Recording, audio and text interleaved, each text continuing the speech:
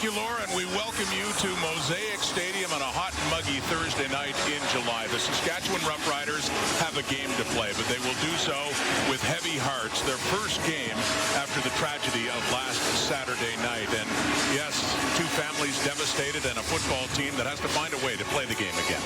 Yeah, there's been very, very difficult couple of days, and there'll be more difficult days ahead. But tonight we're going to play a football game, and talking to the players and the coaches over the last 48 hours, both teams feel like the best way to honor the memory of Bishma and their teammate Jaden is to give it all they got tonight. How about Trevor Harris, starting quarterback of Saskatchewan, getting ready for this one, age 40, and still one of the best quarterbacks in the CFL. Well, we've got the top two quarterbacks in completion percentage all time in this game. Trevor Harris sits number 2 behind Cody Fajardo, who is the leader and most accurate passer in CFL history. So we've got two great ones going head-to-head here tonight. Only one loss between these two teams. Yeah, the 5-1 Edmonton Elks against the 4-1 Saskatchewan Roughriders. The Riders won the toss, they deferred, and the Elks want the ball.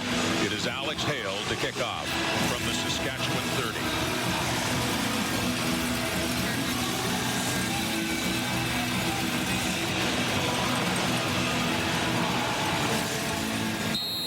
It is a meeting of the best in the West, and it's about to get started right now on a Thursday night in Regina. The kick from Hale, and coming in for it is Javon Leak, just outside his 20.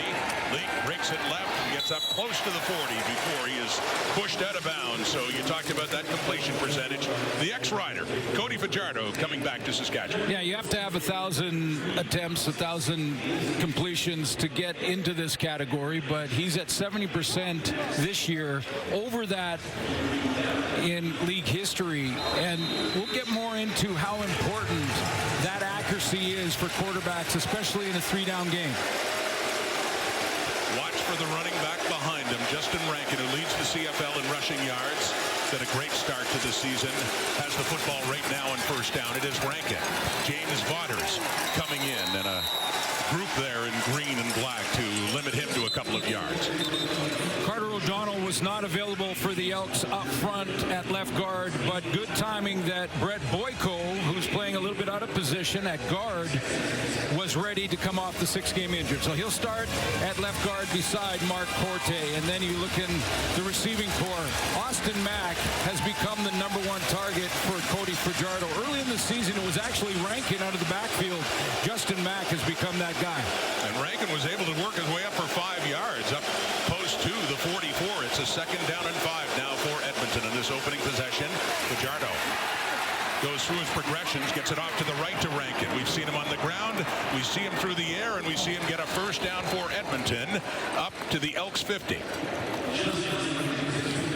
Come to the quick game that both these quarterbacks like, get the ball out of their hands early. I think James Vaughters could make a difference there. He's 6'2", but has long arms. Can he get in the passing lane and maybe knock a couple down? Go back to that linebacking core. Josh Woods has 2 interceptions, the only 2 for this entire defense, but they do get Roland Milligan back, and he can go after the football. So we'll see. He comes off after missing 4 games on the injured list. And we have an injured player with the Roughriders. It is their strong side, nickel linebacker Antoine Brooks, in his 2nd year, and down getting some attention after that play on Justin Rankin that got Edmonton a first down. Boy, he has just been filling the stat sheet too for Saskatchewan this year. Leads his team in defensive plays this season. So it was Jackson Ford coming in, and Mike Rose as well. Some contact with their teammate as he remains down, and some attention from the medical staff. The Roughriders coming into this game at 4-1. They're coming off a bye. They last played 2 weeks ago right here at Mosaic when they decisively defeated the Hamilton Tiger Cats. Edmonton last week at home beat the BC Lions. Now, Corey Mace has Roland Milligan Jr. back in the lineup in the secondary, as I just mentioned. But he also dressed Jonathan Edouard. So we'll see how they juggle this defensive linebacking core. And it looks like Antoine Brooks will be okay, which is good news. But he'll have to wait out 3 plays, so we'll see how they shuffle the deck here. And there is Jonathan Edouard, you talked about, who, before Roland Milligan was ready to come back, was getting that start at the boundary halfback. And he is in now with Brooks out. There's Roland Milligan, Defensive Player of the Year in the CFL 2 years ago. And he got injured early, right at the start of the season against the BC Lions here. And they're welcoming him back, to be sure. Real ball hawk back in the secondary. Is he ever? So up across the 50. Edmonton on a 1st and 10 and a 3-man rush. Fajardo with the time. Looks to the right and a wide open TJ Luther has it. As the Elks venture into Saskatchewan territory with another first down. Nice concentration from TJ Luther on this deep out route. He gets in behind the layers. The first layer of the zone look underneath. He gets in behind that and just sits down on that sideline and taps the toe in. Nice throw from deep in the pocket to get it out there to Luther. Cody Fajardo loves the short to intermediate passing game. A little longer one down there, and it gets right inside the 45 of Saskatchewan. And back to Rankin. And coming in just a couple of yards there. It looked like Jameer Thurman, the middle linebacker, came in and got him. You're right about Cody Fajardo, and every time we talk to him going into a game, he talks about his formula for success in Canadian football. Every team that he has started for, Montreal, Saskatchewan, right here, and now Edmonton, he's got a winning record as a starter. Grey Cup MVP in Montreal. Absolutely. 2023. Second year with the Elks. Little pump fake. That 2nd and 8 over the middle and caught. Drive continues. Another first down for Edmonton. It is Brendan O'Leary-Orange in his first year in green and gold. He's also got the protection up front. And talked to Mark Killam before this game. He said, yeah, you know, we have to juggle our offensive line a little bit. Mark Corte is going to move to center. Cameron Carter's playing for Coulter Woodmansey. And then you got Brett Boyko, which we talked about. But so far on this first drive, Cody Fajardo has been clean back there in the pocket. O'Leary-Orange had 2 catches for 14 yards last week. That one went for 23. And here come the Elks inside the 20. Back to Rankin, right side. Finds some room, cuts it back, and then getting some pushback. He tries to get closer to the 15. Stalls there. It's their weak side linebacker, Josh Woods. There's Jordan Maksimic, the offensive coordinator. And, you know, when you look at this team with its great balance, Justin Rankin running the football on pace for a 1,000-yard rusher and a 1,000-yard receiver out of the backfield. And then Cody Fajardo with his high level of accuracy. It's a great combination. They went away from it a little bit in the BC games, both of them. That was their least productive game of the season offensively, finding a different way to win. 3-yard pickup, 2nd and 7. Inside the 20, looking to the right. Caught! Touchdown! O'Leary-Orange again. Couple of catches on this drive, and it puts the Edmonton Elks on the board first here at Mosaic. Yeah, Cody Fajardo clean in the pocket through that entire drive. And this time, I'll show you just another example about accuracy and how if you throw the ball right here and not in behind the receiver, he can get those extra 3.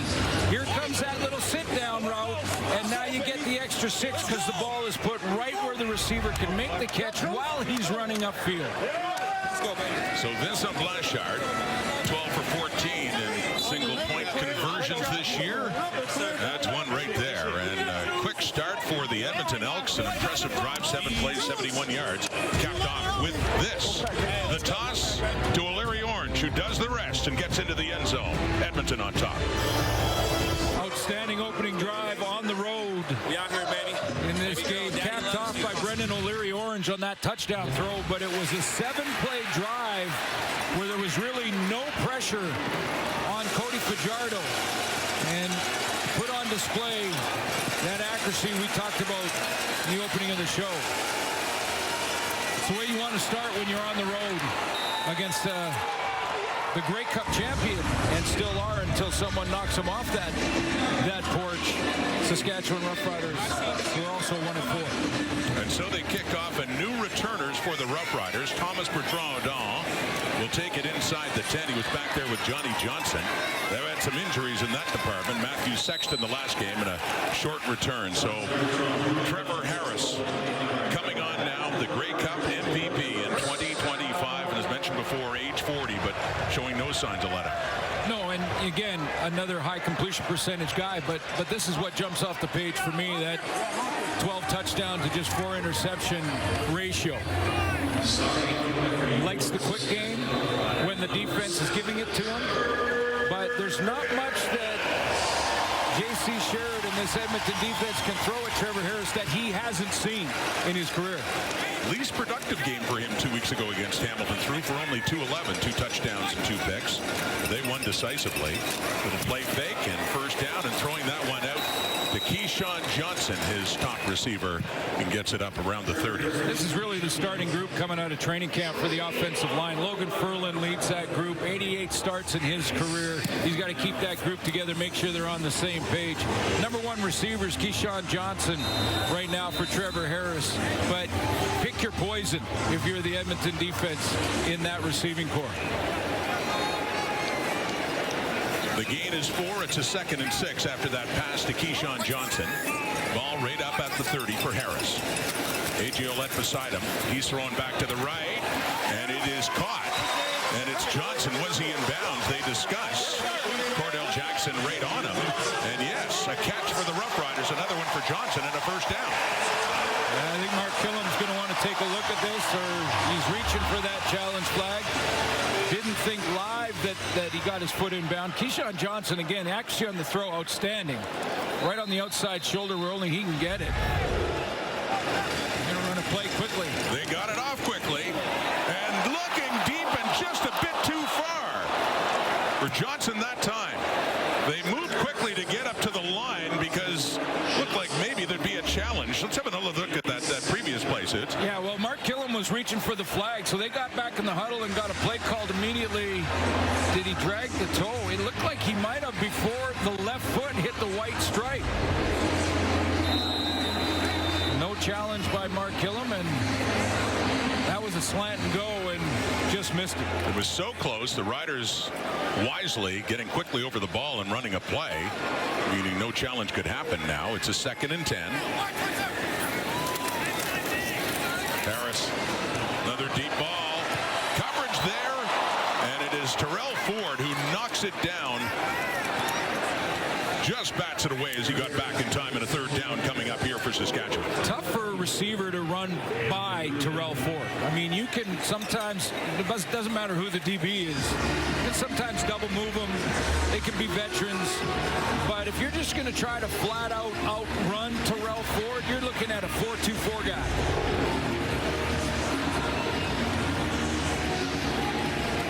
Jaden Dahlke, one of the 2 men who died tragically last week, was on punt coverage, and I point this out because the Roughriders will have 11 on the field.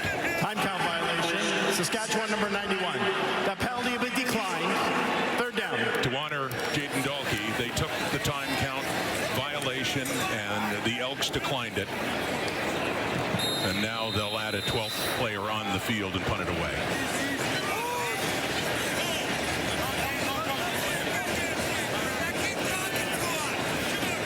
Oscar Chapman, the new punter this year for Saskatchewan, inside his 35 to get this one away. Javon Lee backpedaling inside the 10. Elks have the lead. They got a ball again now after a 54-yard punt and wrestled out right at the 25 there by Bertrand-Audin. Good start for Cody Fajardo, having an excellent year with the 5-1 Edmonton Elks. 7-play drive. Time now for the Fisher Investment stat of the game. Suits, you talked about completion percentage. Well, this is minimum 1,000 completions, but you got Cody Fajardo, Trevor Harris, and a guy they each had played with in Ricky Ray. Yeah, a mentor to both of them, Trevor Harris and Cody Fajardo, and he ranks 3rd all-time on that list. And this battle between these two ultra-accurate quarterbacks are going to go back and forth. the season goes on. Fajardo's 4 for 4 as a touchdown pass. Back with the ball. I said he likes the short passing game when he can get yards after the catch. He doesn't there, but that went to the guy that has the touchdown, Brendan O'Leary-Orange. Yeah, we had a great conversation with Cody about that and about accuracy and how important it is, especially in 3-down football, where if the ball is slightly behind, even on a throw behind the sticks, if the ball is slightly behind the receiver, he gets tackled immediately. Or if he has to go up high to get it, he gets pulled down immediately. If you put it in the right place, he can get yak yards. Just a gain of 1, O'Leary-Orange, 2nd and 9 now. Fajardo moving around, and that one intended for Josh Cephas. A little bit behind as he reached back and took a hit. That ball's incomplete, and the Elks will have to punt. Yeah, and there's an example of what happens if you're not. You know, you get on the run, you get flushed. That's why defenses for both these quarterbacks, as good as they are with their accuracy, the whole goal defensively is to get those quarterbacks off their mark, get them a little bit uncomfortable and throwing on the run, and maybe you force a throw that's not as accurate as they're used to. So the punt now from Jake Julian, and a booming punt it is, and it gets bobbled there by the new returner, Thomas Bertrand-Hudon, and a flag comes out. And look at this return. He's got something going. Excuse me, that is Daniel Weeb. Daniel Weeb heading into the end zone, but it looked like he stepped out, and as mentioned, there's a flag back there. They have had to do returns by committee. We saw Bertrand-Hudon earlier, and Weeb, who filled in after the injury to Matthew Sexton 2 weeks ago. Well, this is a classic case of... During the return, holding. Saskatchewan number 28. 10-yard penalty. First down. Of a kicker in Jake Julian out-kicking his coverage. Long punt by Julian, and what would have been a longer return by Daniel Weeb. He couldn't find the handle, but when he did, took it a distance, all coming back by penalty.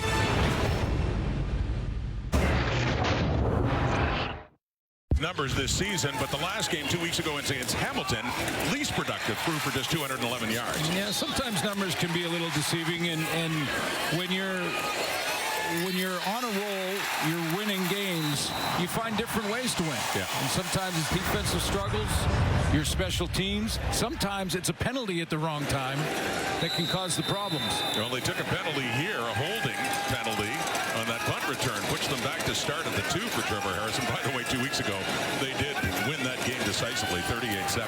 Faking to A.J. Ouellette, and a deep throw down the rail for Harris, and it's caught.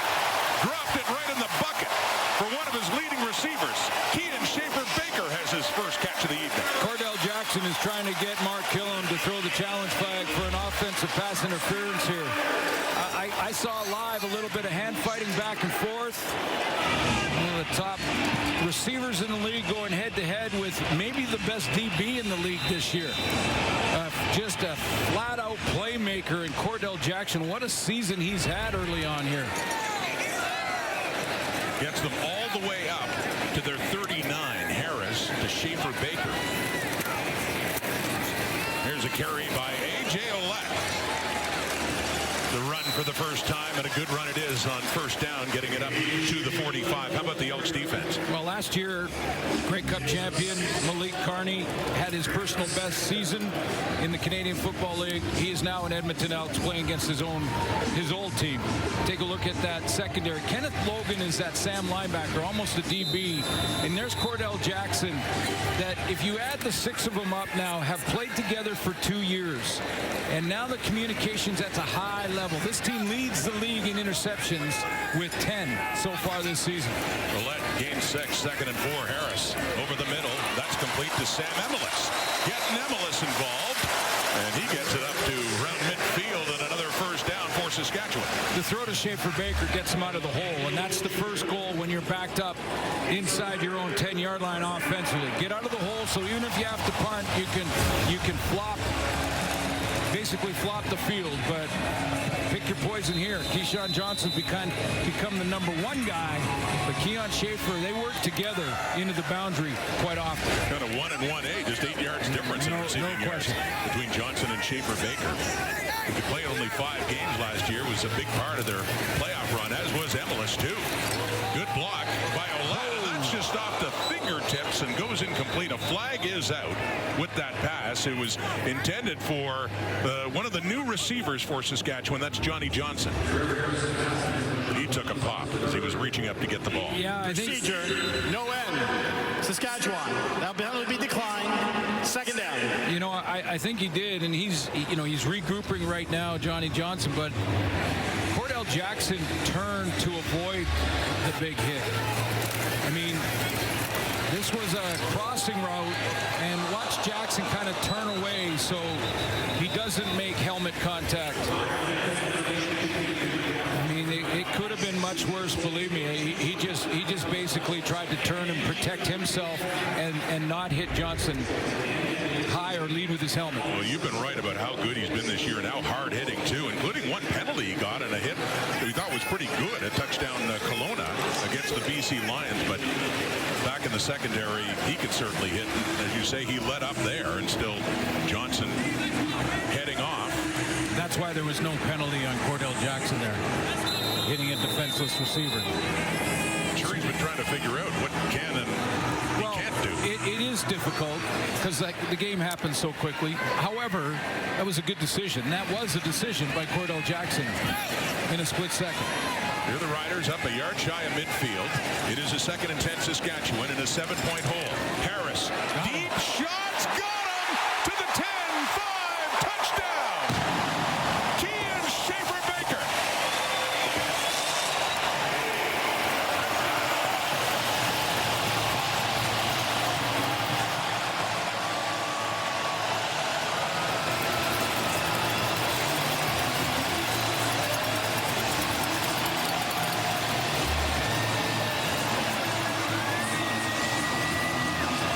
Schaefer-Baker, little bend to the inside, bounces out.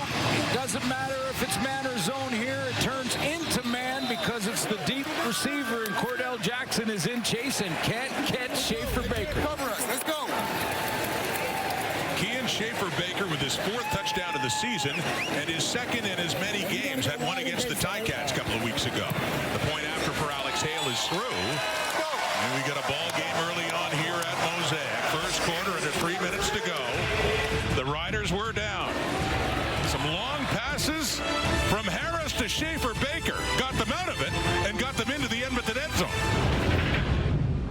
Spots respectively, Keyshawn Johnson and then KSB, which obviously now adding more yards to that. Harris said all 3 of those guys are 1,000-yard receivers, but he did say it's not like I see them and go for a certain amount of yards and think, okay, we're good now. It's all about that. No, we have to elevate and we have to hit the ceiling. So you guys know Harris. He always wants more. Yeah, and he's got a lot of great receivers to choose from, you know, and they'll take their turns. On that drive, it was a 5-play drive. Schaefer-Baker had 93 of the 108 yards of it. He got him out of the hole on that big one and then finished the drive with a touchdown. Short kick here by Alex Hale. Who's the last to touch it? It's the Elks. Brock Mogensen in. And they'll have a good field position, too, in the Riders zone. So Saskatchewan trying to take Edmonton off guard. And Mogensen pushes it out to make sure they maintain possession of the football. Heads up play by Mogensen to understand that you just have to be the last to touch it with your hand out of bounds. You can't kick it out of bounds. And if he tries to recover this, the Saskatchewan Roughriders may have been able to get to him. But he just goes over, taps it with the right hand, last to touch. Edmonton ball. Heads out of bounds at the Rider 51-2. So we got a 7-7 tie. Saskatchewan trying a trick. Edmonton's got the ball. Fajardo calls him out. Little toss on the sweep there to TJ Luther, who turns the corner and he gets it inside the Saskatchewan 45. When you have the sort of the stats and the resume that Justin Rankin has, fakes to him and defensive linemen looking at him and keying on him are going to give those fly sweeps a little extra chance, a little extra juice getting around the corner. Jameer Thurman's got to lock in first to Rankin. Make sure he knows where number 5 is. Those fly sweeps can be effective. TJ Luther, one of the new receivers for the Edmonton Elks in 2026. It's a gain of 7. Little toss right to Rankin. And they've got him covered up. And they swarm him. And they take him down, too. The way you have to defend against a running back like Rankin. Lost yardage, 3rd down coming up. Well, you know that the BC Lions have probably put together a little blueprint on how to try to contain Justin Rankin, because in the 2 games against the Lions, as a team, the Edmonton Elks rushed for 25.5 yards a game. All other games this season, it's been up at 164 to Rankin. So a blueprint from the Lions, and it looks like Saskatchewan was watching it. He had 7 carries for 9 yards. That's it against BC. You're right. Did a number on him. Well, it's Weed back for the return and the punt, but lets it roll into the end zone. If it rolls all the way out, they do not give up the point. Hence the new Rouge rule. So wisely, Weed watches it go. They'll get it out at the 40, and still no point on the board. More for Edmonton. The CFL on TSN is brought to you in part by The Score Bet, an official gaming partner of the CFL. Smart play by Weave.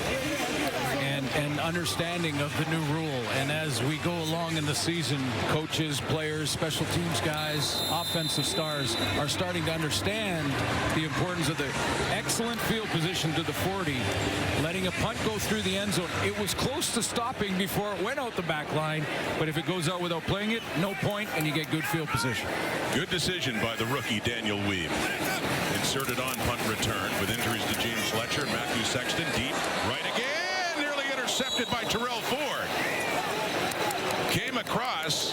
He has 2 picks on the season and nearly had another one as Trevor Harris is testing that secondary again with another deep shot down the rail. Yeah, in this first quarter, Trevor Harris has had the time, like Cody Fajardo, the time to do a lot of double moves.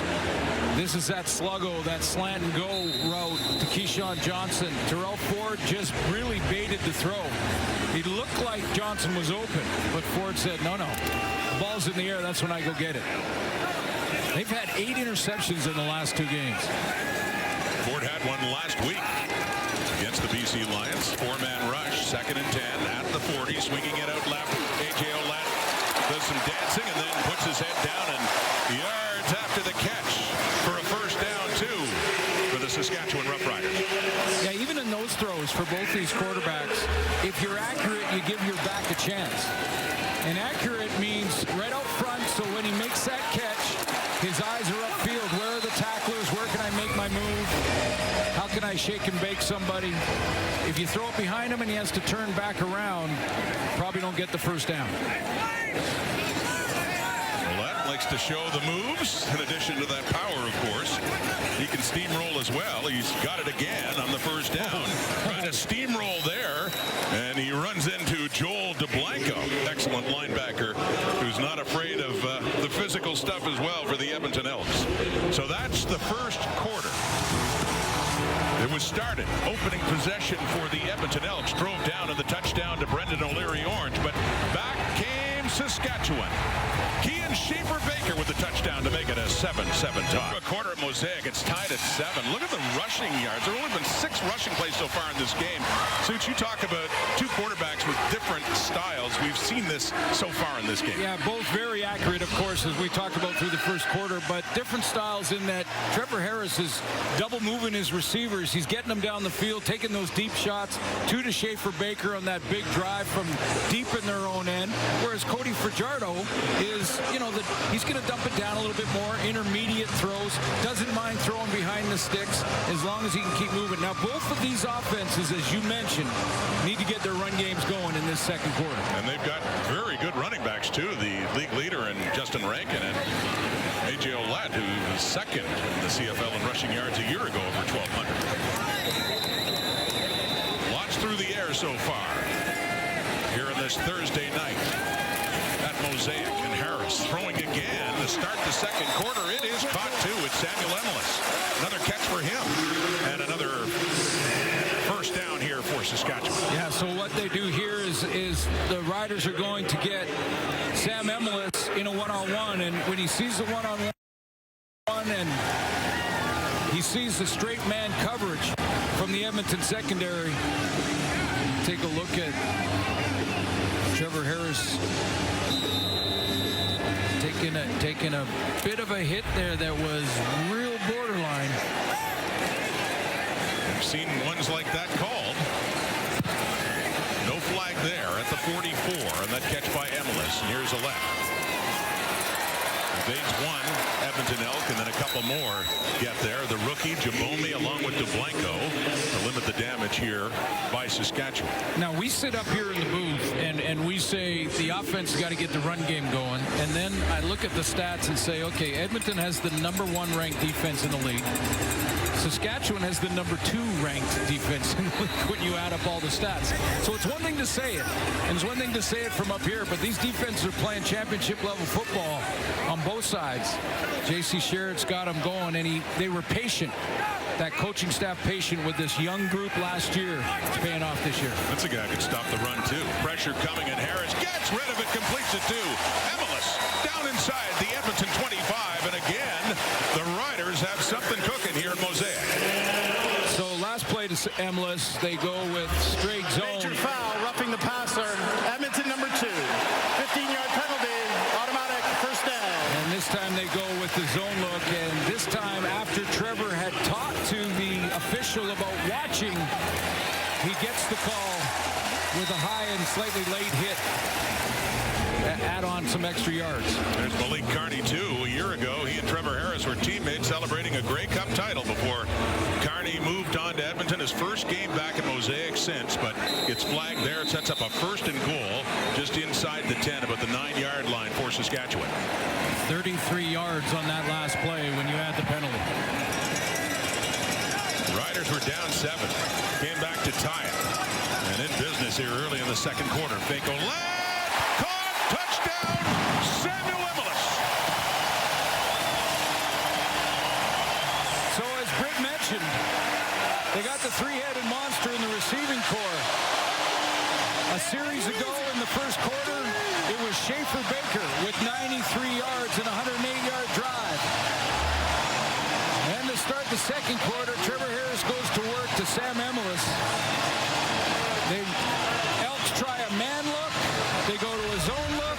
They get down on their own goal line, and the quick slant gets them in the end zone. And for Sam Emilus, that is touchdown number 5 on the season for him, leading the way with the Riders after a 7-play drive. Alex Hale, the point after.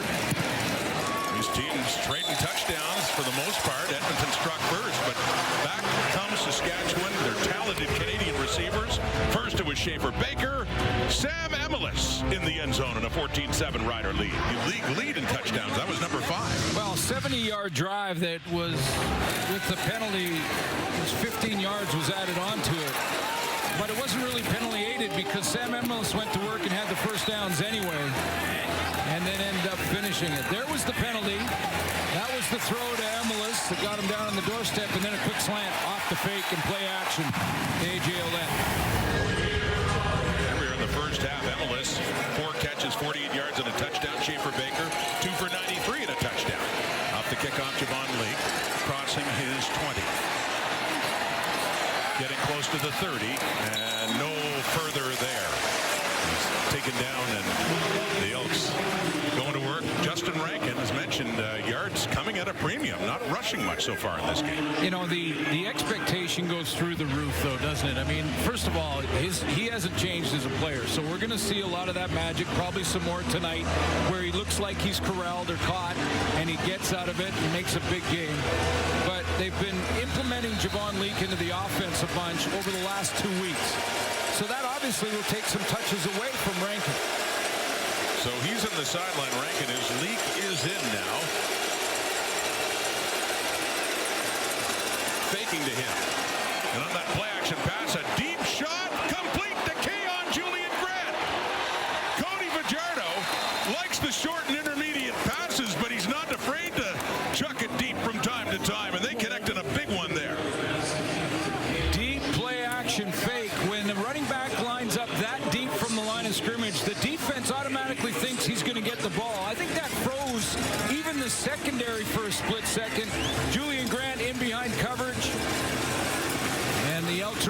is. Julian Grant blew a tire right about there. Well, that was a 68-yarder, though. Up until that play, Fajardo had thrown for 69. And they're down to the 11. First and 10, Edmonton. Trying to tie this game again and handing off to Javon Leake with 16 carries before that, heading in. But not much there. Jameer Thurman, their star middle linebacker, certainly fired up there. After Justin Rankin started the season with 3 consecutive 100-yard games, middle linebackers took notice. I can guarantee you they went, okay, when I get my turn, I'm going to be locked in, whether it's Javon Leake, Justin Rankin. They want to run, and they're going to run for 100 yards a game. They don't want to do it on our defense. But so far today, Suits, these teams are pass happy. That's what those middle linebackers are thinking all the time. 2nd and 11 now. Fajardo to throw here. Underneath. It is caught by Leake inside the 5. Touchdown! Javon Leake added to the offense for this drive, and it pays off with that play as we're a point after away from a tie ball game. Yak yards, giving his receivers a chance, even if he's throwing it behind the sticks, behind the goal line. If it gets there quickly and it on a little curl like that on the hook zone, you can get your tailback the ball and let him turn around and find the first defender and make a miss. That's where you get the yak yards.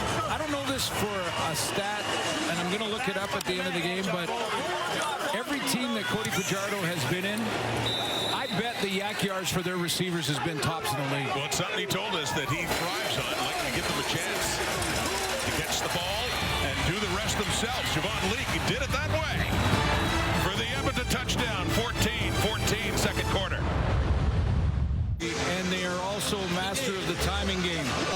If Cody Fajardo on this little dump, and you see Leake throughout the entire play, if he's late on that throw, Jameer Thurman closes that extra yard and a half, and Leake can't put his right foot in the ground and make a miss there. That's one of the best tacklers in the league. Maybe the Rider best tackler, Jameer Thurman. But if you give it to him early, Javon Leake could even make him miss. By the way, you talk about completion percentage for these quarterbacks, Fajardo and Harris combined 17-22 for 77%. There they are. Lots of passing in this. Passing offense galore. And here on the return for the Saskatchewan Roughriders is Johnny Johnson. As mentioned, they've had to do a lot of juggling to the return game. That's a 27-yard return for one of the newcomers to Saskatchewan and Johnson. All right, Trevor Harris, you're up. This has been fun. I say it's a circus. Well, Fajardo 8 for 9, Harris 9 of 13. Just two veterans going to work, and it is high level of execution for both these offenses. That doesn't mean they'll do it every series, but you know what I'm talking about. I do. I'm seeing it here.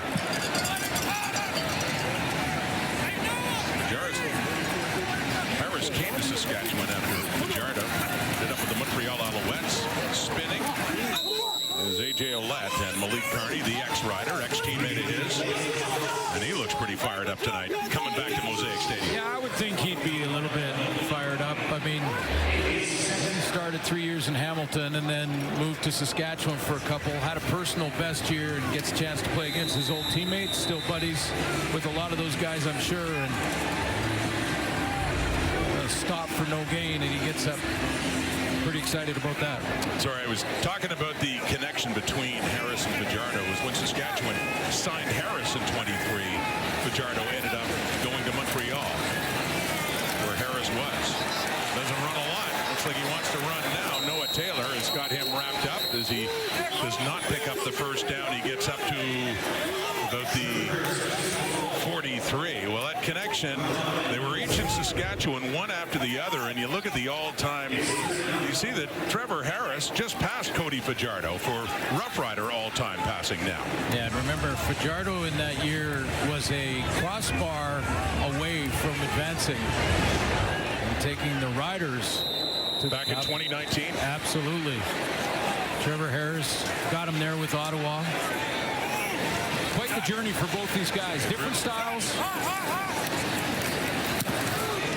Old friends. Sorry.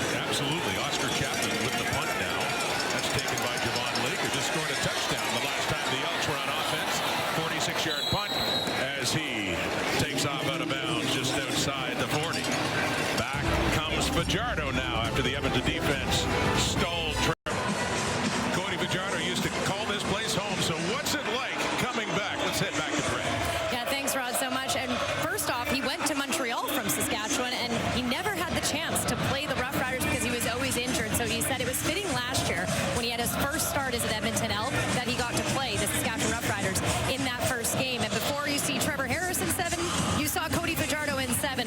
Lots of jerseys still in the crowd, and he pointed that out. He said, I love coming back to Saskatchewan and seeing tons of Fajardo jerseys still in the crowd because it's a sign that I still made an impact in this province and for this team. He said, people message me all the time saying, I'm a Sask fan, but I'm also a Fajardo fan, and say, I'll root for you every game except against Saskatchewan. That one exception, Brett. Well, here's Justin Rankin. They haven't seen much yet, and he takes a hit up high. He's going down, actually, and that's Roland Milligan in on him after that pickup. Well, Brett talked about this. This was a year ago in Week 8, by the way. It was also Cody Fajardo's first start in place of Trey Ford for the Edmonton Elks. Yeah, Edmonton Elks, and, you know, as an Elk so far, and he's 11-8 coming into this game in 19 starts. But to Britt's point, he was 27-17 as the starter for the Riders. That's some big games for them. He's got the ball now in short yardage. That's a second down. Just needed to get to the 50, which he does, going to the left side. I guess it did come out a little later, and Sask has the ball, and they're taking it to the house just in case. But no, it is marked down at the 50, in which a celebration going on the Riders The sideline. ruling on the field is down by contact. There you go. Jameer Thurman just followed through with the play, didn't hear a whistle clearly, so he just kept playing, took it to the house the other way. But let's see, knee down. You see the knee down. He's got the ball Elbow still secured. too. Oh, yeah, down by contact. Long. Hey, play it out. Play it out. Go for that run. You never know what they should do, but it is down by contact. A first down for the Elks. They're at their own 50. You got a 14-14 tie. Under 7 minutes to go until halftime. Quite the ball game here at Mosaic on a Thursday night, and that toss is incomplete. It was to Austin Mack. That would have been his first catch, his first target, but got the hands on it, but couldn't hang on. Boy, Marcus Sales has been just a leader in that secondary. You know, when you take a look with Roland Milligan back, you've got a secondary that can probably, you can make an argument that they're the best in the league. And I know there's a whole bunch of other DBs going, hold on a second, we're early in the season, but with the way Marcus Sales is playing and Jackson Ford is safety and Milligan back, that's a good group. Yeah, they've been missing him. Fajardo underneath again to Rankin midfield. Thurman bumps into him, but it's others bringing him down. Josh Woods to finish it off. So still no first down, getting it to about the Saskatchewan 53, be a couple yards short.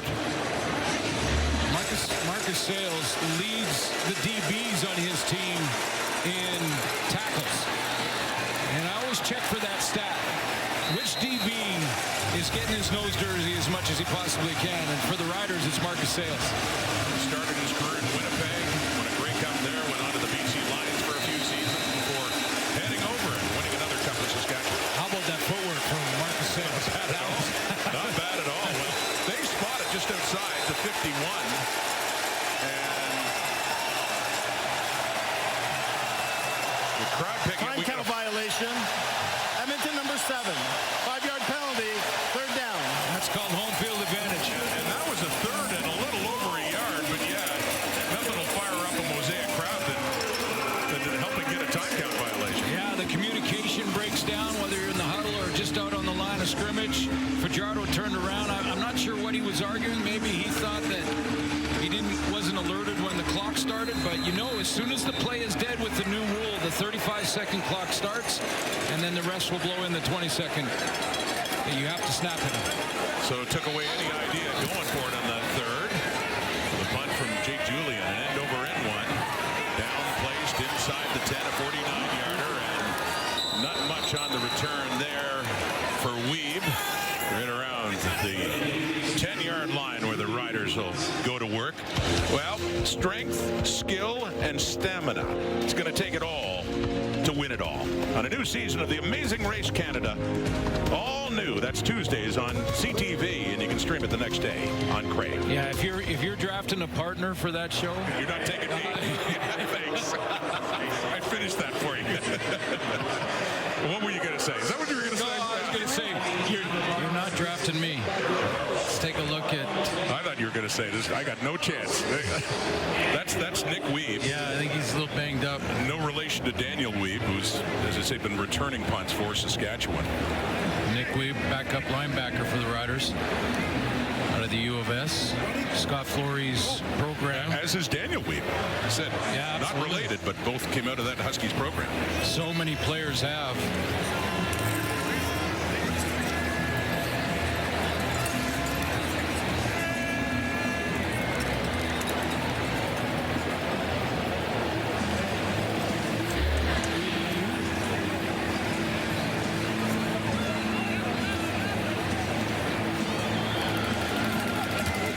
Right at the middle of that as he's trying to almost get out of the way of his teammate. Daniel Weeb. Yeah. Nick Weeb getting tripped up. Trying to help out Daniel Weeb and remains down now.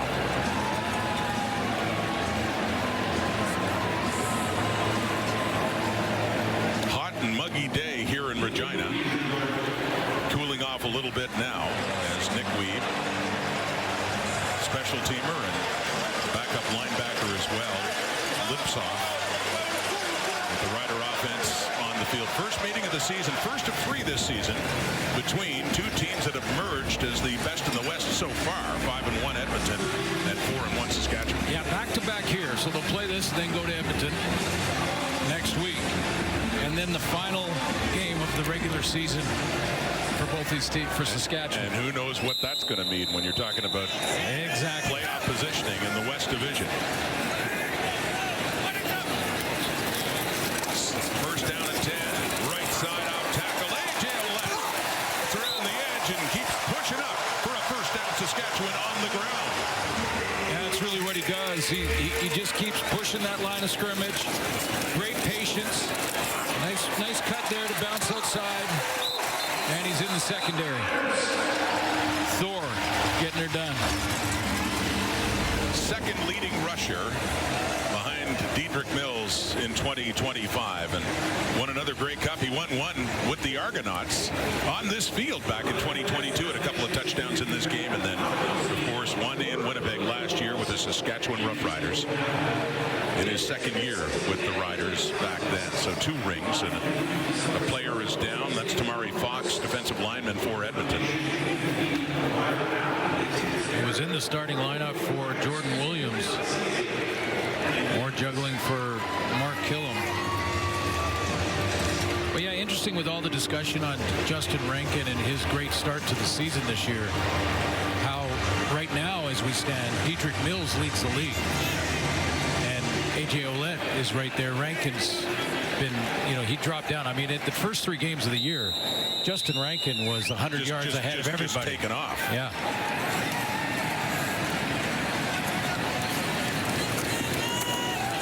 There's Ouellette, right side. You're right, excuse me. Rankin second now in rushing yards by 2 heading into the week behind Dedrick Mills. Yeah. So Calgary with the best run game in the league at this point in the season. You go back even 2 weeks, Justin Rankin was, way ahead.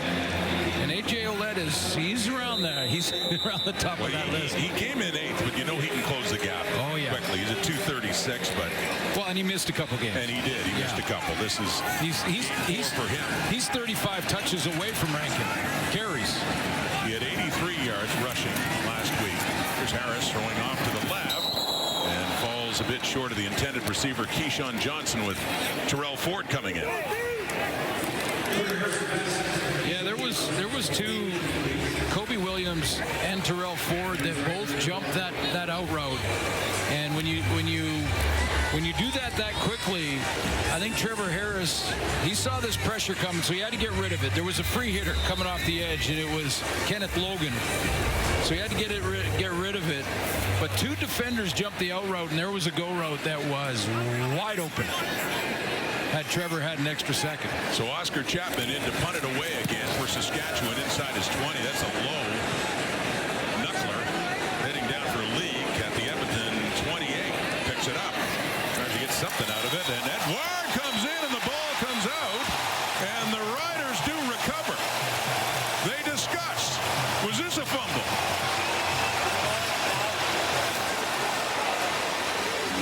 Javon Leak is arguing his case.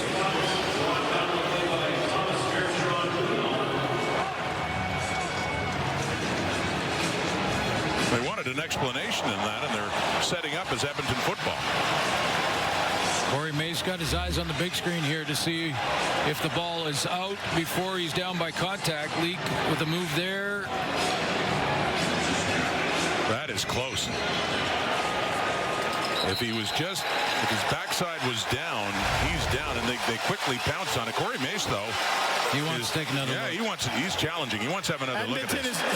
Saskatchewan is challenging down by contact. We'll review the play. As announced by the referee, Tom Valesi. So it was Thomas Bertrand-Houdon who fell on the ball, and you see it coming out just as Leak is sitting down on the turf. Another angle for you. See if that backside was on the ground before the ball came out. Tough to tell from that angle. I think that first angle might be the best one right here. And stop it there. Oh, man. The ball is coming out there, but his butt is on the ground. Yeah. Is it out just before it touches? Now, remember, the ruling on the field was that he was down by contact. Which is so important to point out when calls are this close, because if they can't make it conclusive, they will stick with their original call, which is Edmonton football. And it has to be clear and obvious. Not sure that is, as he was just about to touch the turf, and you could see signs of the ball coming out.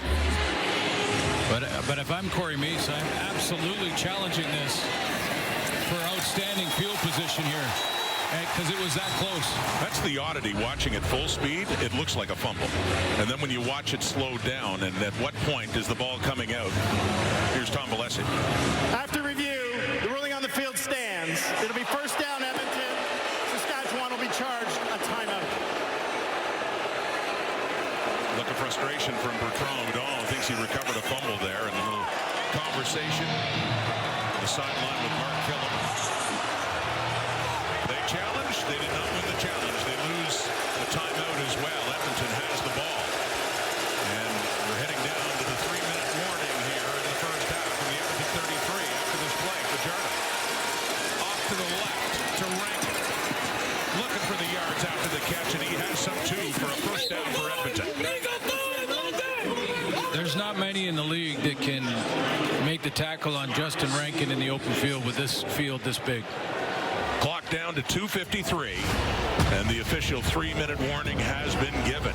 Quite the game. Back and forth they go. We got a 14-14 tie late in the first half. Toronto tempo, huh, baby? You ready? Flip-flops. In your veggies. Kate could never do that. We didn't promote anything what we're doing on this.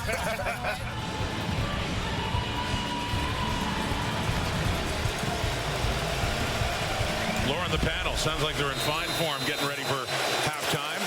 And it's been an interesting game. Edmonton led 7-0. Saskatchewan scored 2 touchdowns. The Elks came back to tie. Here's Fajardo from the Edmonton 44. Down the right and wide open. It is caught by Austin Mack. His first catch in this game late in the first half. And here comes Edmonton down inside the Rider 40. Yeah, real tough when a quarterback breaks contain like this. Looked like he had that flat route initially, but Cody Fajardo wanted more. He had Mack down the field. Once you get outside, you put the defense in a real bind. And a 27 yards down to the Rider 39. 2:46 in the clock till halftime. Love that call from Jordan Maximic. See what they do next here. Handing off Justin Rankin. Broke a tackle and worked his way through. It's kind of the Rankin we come to expect from the earlier games, where it looks like nothing behind the line, and he turns it into into something, nearly a first down. Yeah, same guy, and he's going to keep doing stuff like this. He was caught for a loss in the backfield. Didn't catch the number. It was Roland Milligan, another great tackler in this Saskatchewan defense, and he just fought off that tackle and got real manageable second down here for Cody Fajardo. Finally was Marcus Sales to bring Rankin down, but he picks up 8. It's a 2nd and 2. Approaching the Rider 31, right back to Rankin, and he cannot get the first down on that carry. That time they got him around the line of scrimmage, and he was going nowhere. It's Antoine Brooks, injured earlier in the game, but seems just fine. Just fine making that tackle and making it a decision for Mark Killam. It's a yard, but it's a long yard, almost a yard and a half, too. And he's sending out the field goal team in a tight 14-all tie. Not taking any chances here. Trying to get some momentum heading into the dressing room and get their lead back. They said they scored the first points. They led 7-0. And then the Riders turned it around. Now that they put the third down marker down, it is a full 2. Not worth the try. Vincent Blanchard, 17 of 18 with the longest of 50. This one put down at the 38 for Blanchard, who puts it through. And the Elks have their lead back, 17-14, 2:04 to go until halftime in this first meeting of the year between these top 2 teams in the West. Be tempting for Mark Killam, wouldn't it? You're, a yard and a half, 2 yards from a new set of downs. Quarterback's moving, made a nice throw on the run. Let's just go for it on third down. But that's the prudent decision. That's conventional wisdom says take the points, 2 minutes to go. It's a tight game. You're on the road.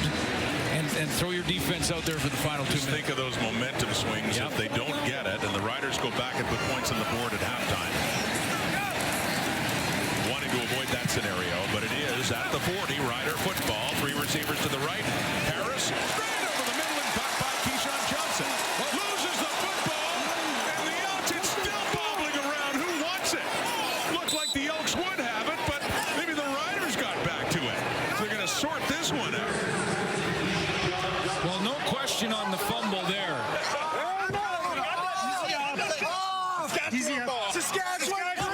Saskatchewan football, so they do keep it, and it is Keyshawn Johnson, the one who coughed it up, who ends up with it again.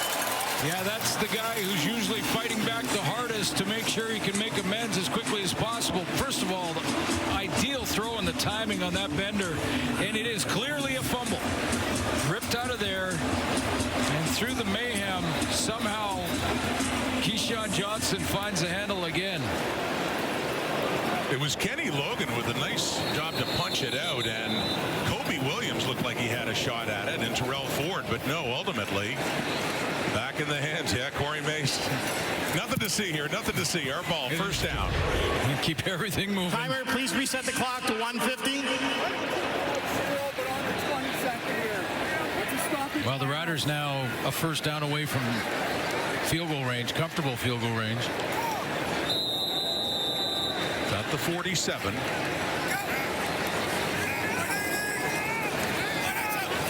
First down, 1:42 on the clock. Swinging it at Danilis. Turns it up, and he gets it down close to the 40.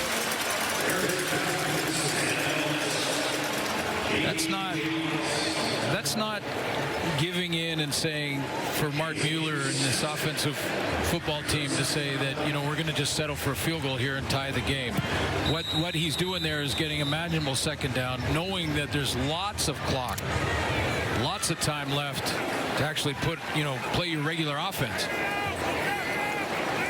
Second down and 3 after that 7-yard pickup. Just approaching the 40. Back to the ground to left. Pumps his way through, gets down close to the 35. It's another first down for Saskatchewan. 1:19 on the clock.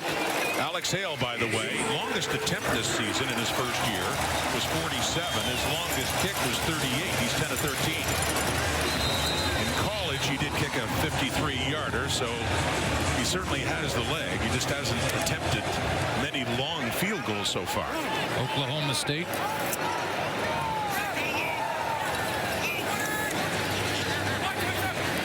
Approaching 1 minute to go. Harris throwing, caught, first down and more. Schaefer Baker, who has a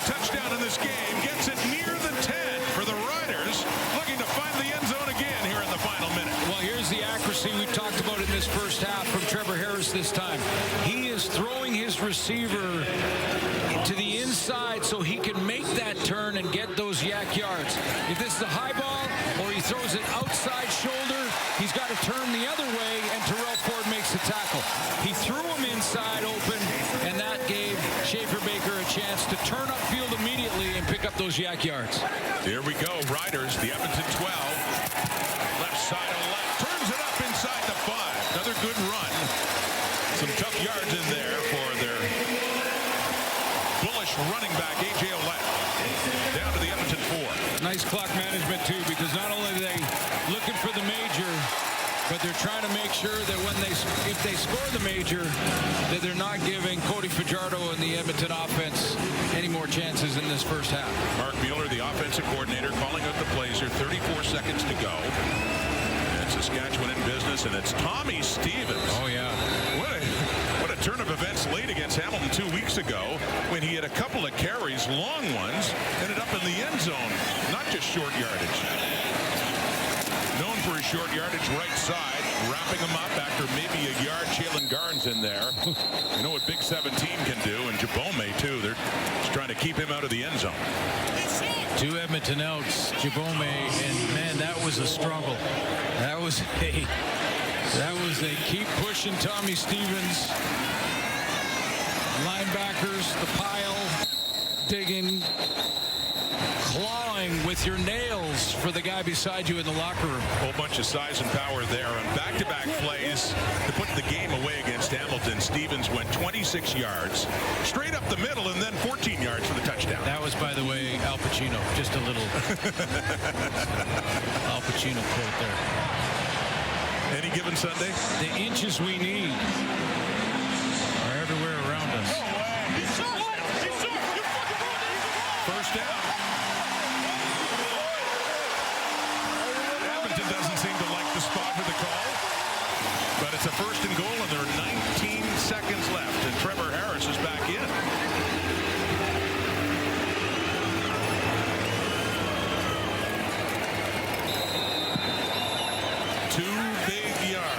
For the Riders to take the lead at the half. Harris into the end zone. No, looked like it was caught for a moment there by Bertrand Houdon, but it was the coverage there by Garnes, and the contact made, and the ball came out. I have to say I'm a little surprised with Tommy Stevens pushed and got that extra yard to get the first in the new set. With 19 seconds, there would still be time for Tommy Stevens to... Oh, Schaefer Baker, sorry. Maybe take 2 shots, and Schaefer Baker, that pass broken up by Jalen Garnes from the safety spot. Kean Schaefer Baker nearly had his second touchdown there. Del Duncan Busby in. Second and goal. Harris tries again, loads up. Touchdown! Keyshawn Johnson. That's the way you fucking do it. Right at the back of the end zone. And 4 seconds to go. Yeah, and just 4 seconds to go. Great clock management with almost 3 minutes to go when they got the ball back. Saskatchewan makes sure they eat up all the clock, move it down into scoring territory, and then great accuracy on the throw to get Keyshawn Johnson away from Terrell Ford and over the outside shoulder. You talk about the big 3. Schaefer Baker, Johnson, Amelis, and all 3 have a touchdown in this first half. The point after from Alex Hale. Out, down, kicked and good. 4-point lead Saskatchewan with 4 seconds left until halftime. As Trevor Harris is saying, yeah, that's more like it.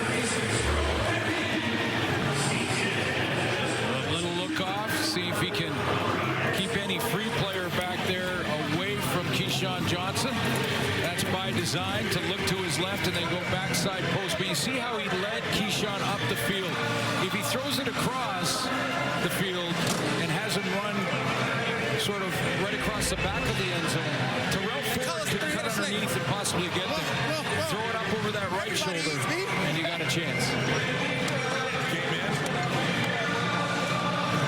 with 479 yards receiving. Up there in the receiving standings in the CFL, and that is touchdown number 4 for him. He has 4. Schaefer Baker now has 4 on the year after his earlier one, and Emilus has 5. That's one of the most fun parts of the game is when you're just scored or you have an interception if you're on defense or a fumble recovery and you go to the bench and you get to tell all your teammates exactly how it happened.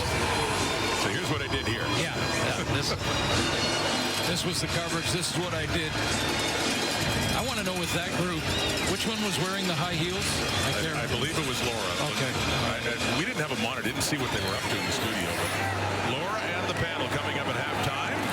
Just seconds away, Skylar Griffiths, the rookie fullback for the Elks on the kick return.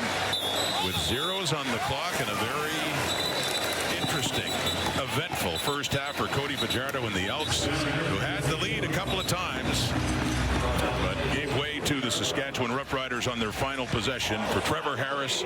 3 touchdown passes and a 21-17 lead. And that's why Tommy Stevens came out when he got the first down in short yardage and they were on the 2 or 3 yard line. Put Trevor Harris, put your leader out there, and he'll throw for a touchdown. One of the receivers mentioned one of the big 3. Kean Schaefer Baker got him out of a hole with a big catch from Harris, and then on the same drive ended up with a touchdown catch as well. 2 catches, 93 yards on that possession alone. Schaefer Baker standing by now with Brett. Kean, over 100 yards receiving for yourself in that first half. Some big plays from yourself as well to get them. How do you explain the success of those? One simple and easy question. God. You know, our good friend Dalkey's up there watching over all of us. We got him in our hearts, and we're just going out there and playing for him today. Earlier this week, Trevor Harris was asked about the luxury of having yourself, Sam Emilus, and of course Keyshawn Johnson all healthy and in the lineup at the same time. What's it been like for you to play alongside them and see them also get touchdowns here tonight? Greatest blessing in the world, man. I got the best group of people to go to work with every single day. I wouldn't even call it work. It's just having fun. It's a blessing that we get to go out here and do what we do. Love shows up different on tape, and you can see on tape, on TV, we out there loving on each other. Thanks for your time, Kean. Appreciate you a lot. God bless. Go Doors! All right, Laura, we expected a good ball game, and so far, it's happening. Well, the Elks defensively have seen this route from Keyshawn Johnson a bunch of times. It's just that quick slant route into the middle, and Kobe Williams, who didn't start the game, Leonard Johnson did at halfback, but is rotated in. He plays it, plays the play on the quick slant, gets his hands in there, and Myers comes up with his second interception. That's the 11th on the season for this defense. He started playing in the CFL, and he's got 2. Gavin Myers. Edmonton ball at the 41, down 4. And Fajardo wide open is TJ Luther. Milligan there. And Luther with Woods, too, gets down close to the Saskatchewan 30. Big play through the air. Inside seam route on the 2 receivers side to try and pull coverage away against the zone. And Luther just widens to get outside those numbers. The player beside him ran straight through the middle to try and hold the safety. TJ Luther now has 3 catches for 59 yards. It is down to the Rider 32.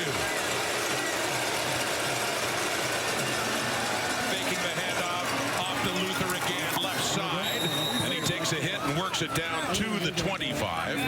It's Jackson Ford coming in to stop him. Jackson Ford has won the job at free safety. 5th straight start for him. Nelson Lacombo injured. 2nd round pick back in 23. Made some big plays in short yardage, but getting settled in nicely at that safety spot for the Riders. Gain of 7, down to the Rider 25. Edmonton threatening, down by 4.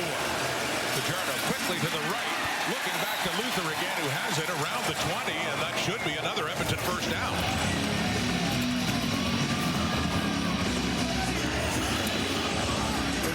Good job just to secure that with DeMarcus Fields coming downhill hard on him. Just have to protect the ball, protect yourself. Fajardo tried to get to him as quickly as you can. Good all-around football play because it moved the chains, but it was a big hit. Down to the Saskatchewan 19 now. 3rd quarter.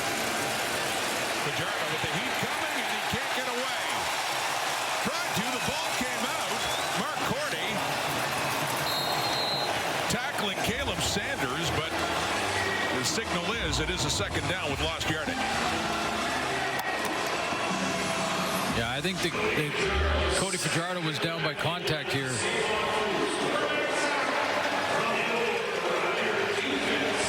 Timer, please reset the clock to 9:39.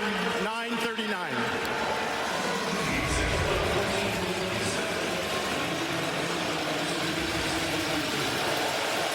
Fajardo stays in. I think his leg was trapped in that play and went down limping a bit. Here we go. 2nd and 17 at the 26. Quickly off to the right, and no, not caught. Intended for Keon Julian Grant. And a flag comes out right around the line of scrimmage. That's in the holding area. Holding. Edmonton number 53. That penalty is declined. 3rd down. As you called, the left tackle Brendan Bordner. So field goal unit to come on and see if they can get to within a point.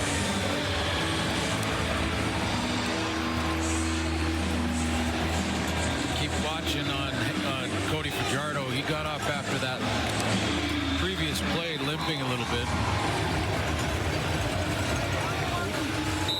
Vincent Blanchard, in his 3rd year at Laval, 18 for 19 on the year, 1 for 1 on the night. This one to be put down at the 33, and it is perfect.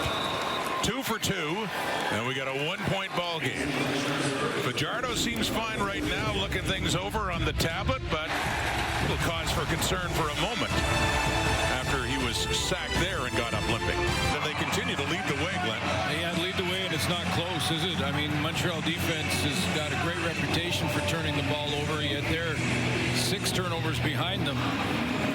Another interception caused by Kobe Williams on the tip to Myers. And that's just the 5th interception for Trevor Harris. He doesn't throw those. Up against 15 touchdown passes, 3 of those tonight.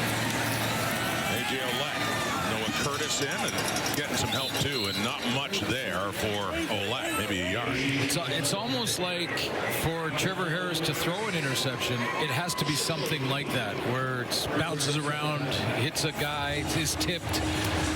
You know, something like that with his great accuracy. And nice debut for the rookie, getting a couple of picks from the D-line spot. Yeah, first year USC Trojans.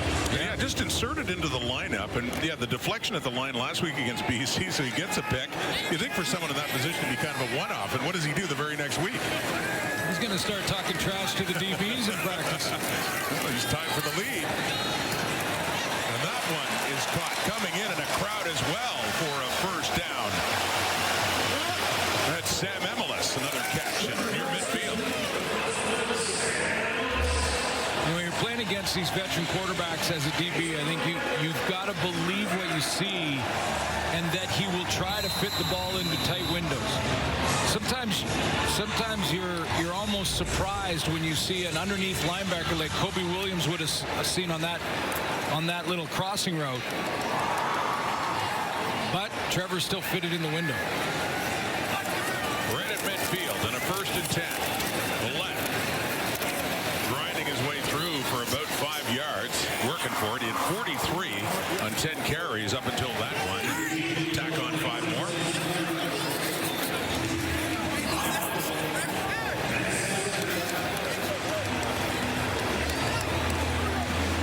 Took an extra second just to clean up the shrapnel from that run off the left side.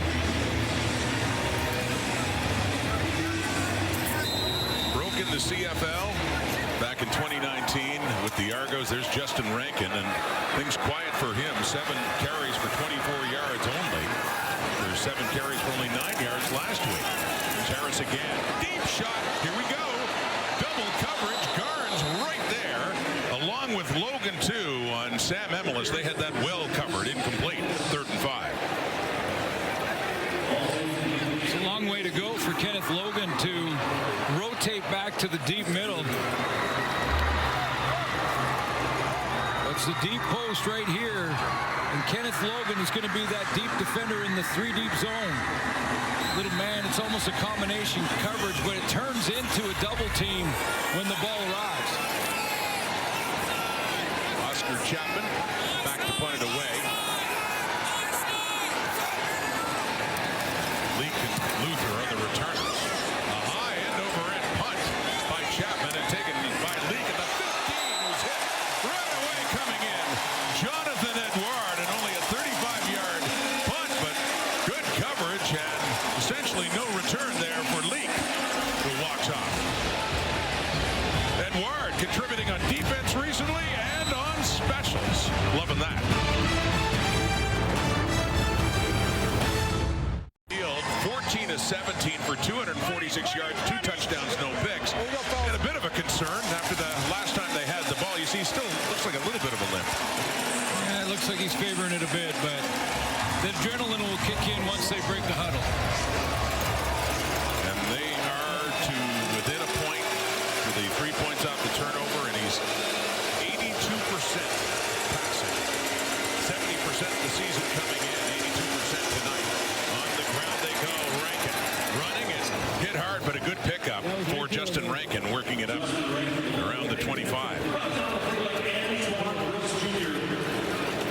It really was. These running backs are fighting and clawing for every yard, and Josh Woods, who has the 2 interceptions for the Riders defense, makes that hit.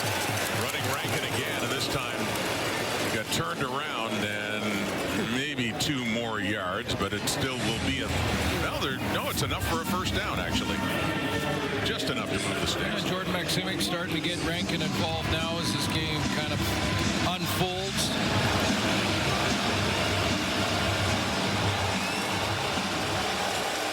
Gets the ball up to the Edmonton 28.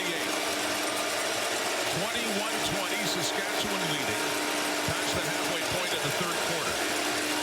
First and 10. Faking to Rankin. Looking to the left and with plenty of time. Paterno can't find any receiver and finally does take off. And picks up about 5 more yards for Edmonton. Taking some hits in this second half. Yeah, I got an extra couple of yards probably to make it 2nd and 5, but I was looking at a guy who's kind of limping and favoring a leg after the last series. Probably could have hook slide, and now he's got to get that jersey back on right.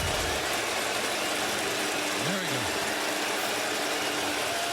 He was scrutinized for all the running he did when he was Saskatchewan's quarterback a few years ago. They wanted him to stay healthy, and he steps up.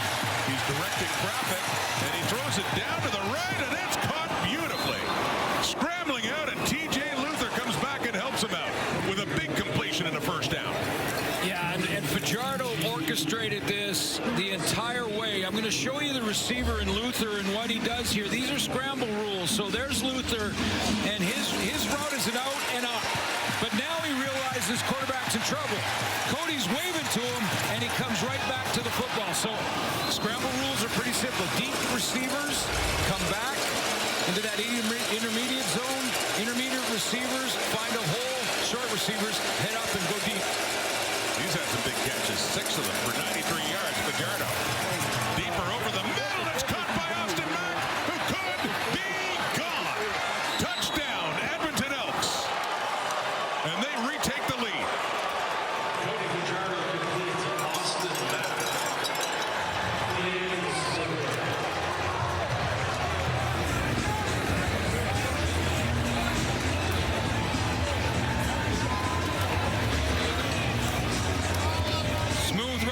From Austin Mack, little outside fake, and then right down the hole.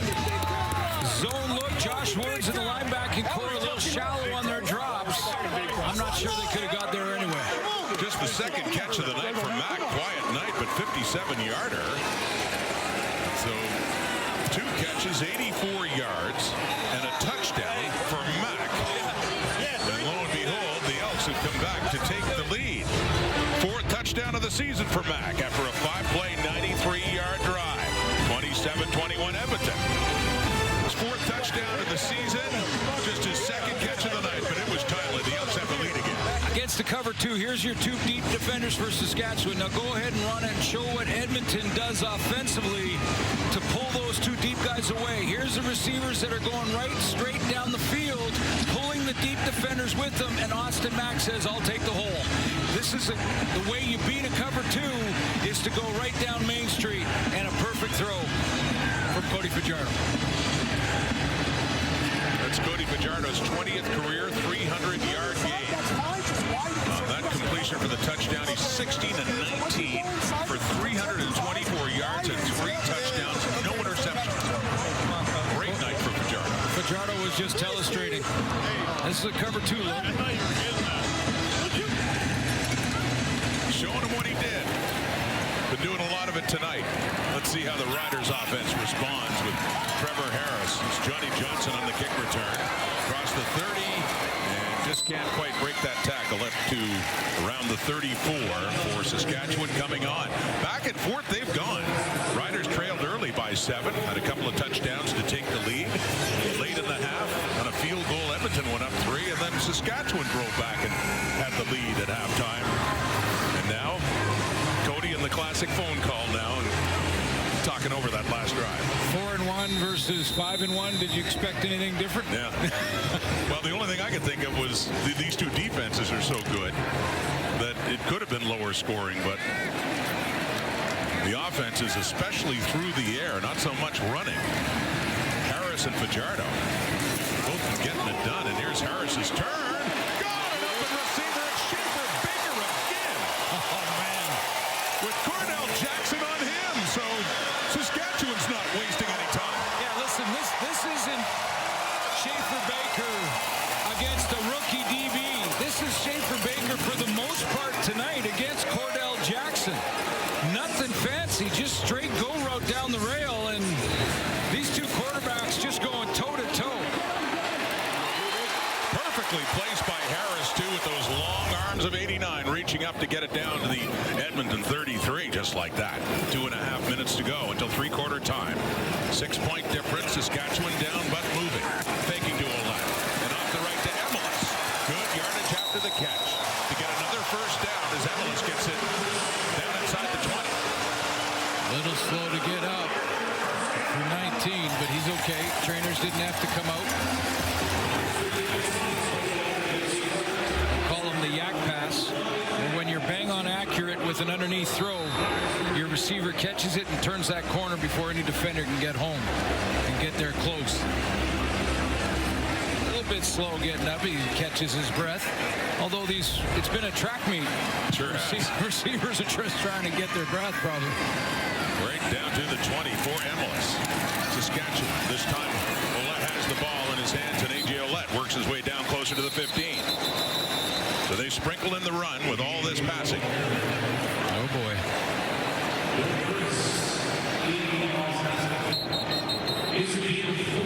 Now he's down. And holding his right leg around the knee, Andrew Harris, his coach, running backs coach, and one of the greats of all time, who starred in BC, of course, in Winnipeg, and ended his career with the Toronto Argonauts, but he was a teammate of A.J. Olette in Toronto, and certainly helped him out. And a look of concern there, understandably, as Olette gets some attention.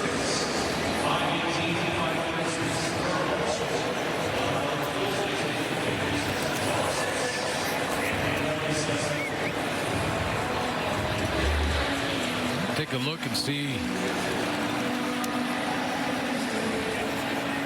Clean tackle. Oh, I see. There's right after. Now moving in a way it shouldn't. Yeah. Awful sight for A.J. Olette in the way, just at the end, after he was down, the way it twisted. So looking at that right knee. And I don't think Noah Curtis, he was being blocked downfield. I'm sure he realized he was actually making contact there.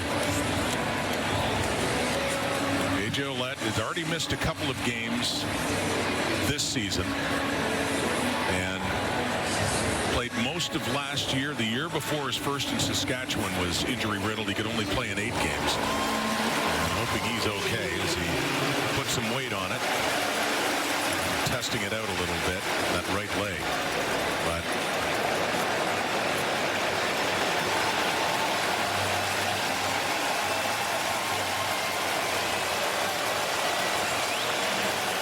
Thomas Bertrand Hudon will get some reps while they take a look and examine. Good news there, though, that he's walking off with putting full weight on it.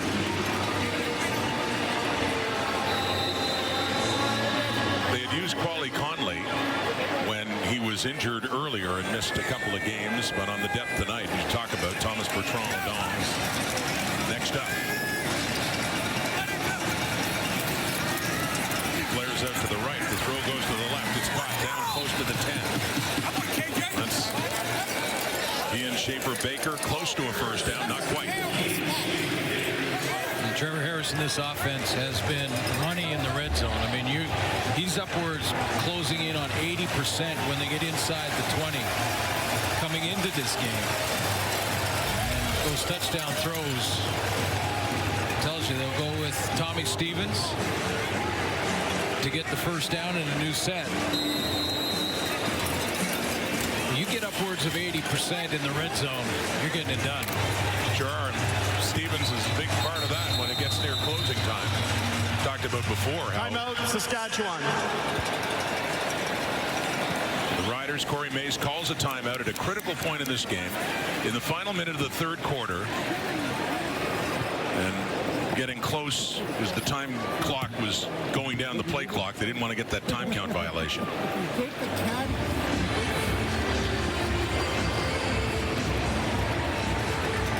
Watch when Tommy Stevens breaks the huddle here and how it almost looks like as he's approaching the line of scrimmage, it almost feels like he's growling.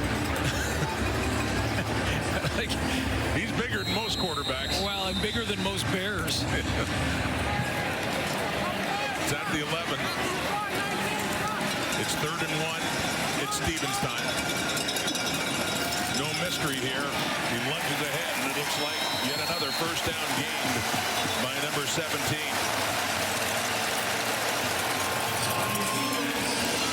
First and goal, Saskatchewan.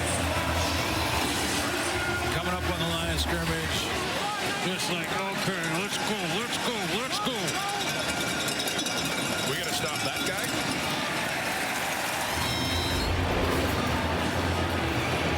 Jabome's tried a couple of times. Yes. Held him to about 3, but Riders only needed 1 for a first. And more ball punching too, so they're just inside the 10, about the 9-yard line now. First and goal, Saskatchewan, looking to retake the lead. They're down by 6. And they keep it on the ground now with A.J. Ouellette injured and out. Thomas Bertrand Hudon, the Canadian who went to college at Delaware, is back in, and that is the final play of the third quarter with the Riders pressing. They got a 2nd and goal coming up. Back and forth these teams have gone. Some sweet plays in offense and defense, and Fajardo hits Austin Mack for that touchdown. Edmonton leads it heading into the final 15 by 6. And these are two good defenses really being tested tonight, Suits.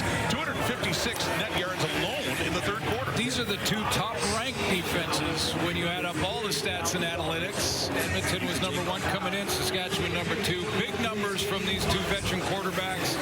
And in the CFL after 26 games, this is game number 27. Our average points per game is up over 60 points.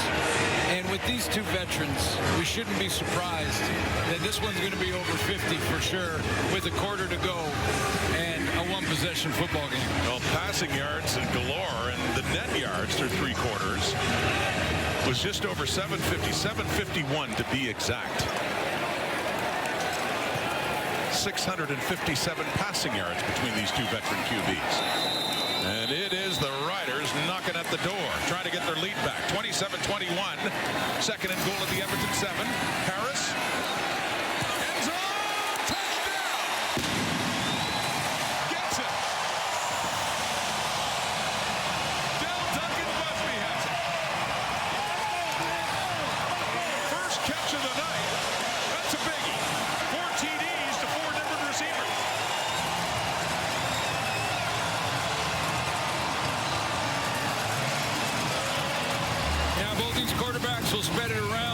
just didn't like what he saw to the field side. Came back, went through his progressions, and there was Duncan Busby right on the goal line. It's a game of inches and split seconds. And Duncan Busby finds the end zone. That was close, right at the goal line. Cordell Jackson just about got there, but as the point after and a crucial one right now goes through, that gives the Riders the lead again. Duncan Busby from Vancouver with the Bemidji step, and he has himself a touchdown in a game that is just looking off the charts right now. 7 plays, 73 yards. Yeah, a bit of a forgotten man until now, but he sits down, he sees 2 defenders into that middle looking to cover any deep receiver or deep threat in the end zone, and they forgot about Duncan Busby out there by the sideline by the cone, but Trevor Harris will find him. He went right through. He went to the field side first and came all the way backside to Duncan Busby. See how close Cordell Jackson got to getting his fingertips on that? Love those, man. Duncan Busby is 1 catch for 7 yards. But right now, that's the touchdown with the point after that has got the Riders back in the lead in this tremendous showdown between the top 2 teams in the West. Both these quarterbacks, they get to the bench, they're right to the tablet, and they're not. There's almost, well, there's a little bit of celebration when they throw the touchdown, but when they start getting back to that sideline, it's business because they know Cody Fajardo's turn. You're gonna have to get something together. I was gonna say, regardless of who has the lead, they know at this point of the game it's not gonna last. Edmonton football, 1 point behind. Javon Leake across the 25 up about the 28-yard line. Trevor Harris, 21 and 29, 340s up to now with 4 touchdowns and 1 interception. Little secretive word there to Jack Cohn, the number 2 quarterback. And over to you, Cody. What do you have now? 16 and 19, 324, 3 touchdowns, no picks.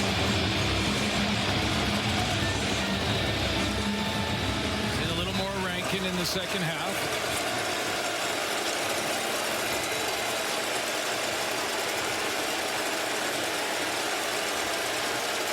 Getting electric here at Mosaic. Javon Leake up. Ball carrier to Javon Leake, or no, the play fake. And Fajardo wide open for Mack, who hangs onto it. So open and running in for his 2nd touchdown of the night.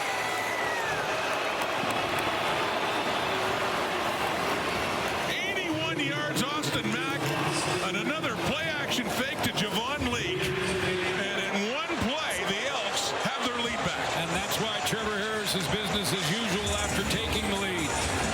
It's Cody Fajardo's turn. Deep handoff fake again to Javon Leake. And instead of a post this time, it was a corner route from Austin Mack. And wow, did he have to show body control to turn while that ball was in the air, get his footing again, and run underneath that throw. No defender in sight, but he's got to hang on to the football. And they're going for 2 right now with a 5-point lead currently.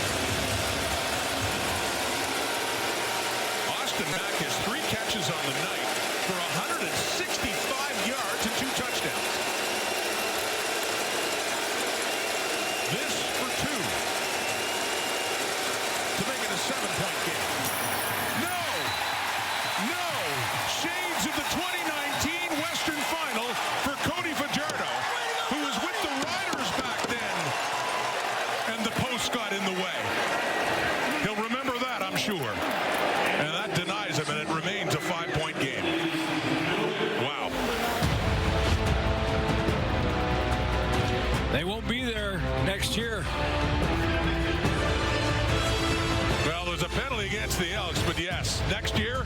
The corner, not the post. He starts out right here, and watch the body control when the ball's in the air. Cody Fajardo with the deep fake. There's the corner route.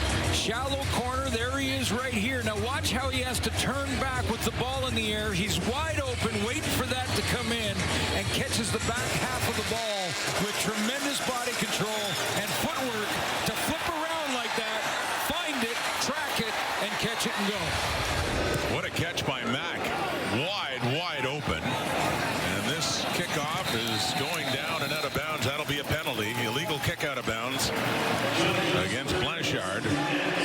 Kickoff out of bounds, Edmonton number 26. First down. That'll move the Riders up the field, trailing again by 5 points after the 2-point conversion. Did not work out. Austin Mack, we were thinking earlier, late in the first half, haven't really heard much from number 3, but he's just exploded in this second. I had a feeling he'd be there at some point in this game. It's such great chemistry going back to their Montreal days. It really is. And if you're going to average 55 yards of reception, maybe you don't need to catch the ball as often. Just a great reaction to the ball. Cody put it out there for him, and I can't explain enough how difficult that is, running full speed and trying to flip your body on the other side. Mack has 165 receiving, 138 in the second half. Here's that sweep. Schaefer Baker and a good tackle coming in as the rookie, Daryl Jabome. He's in on Kean Schaefer Baker.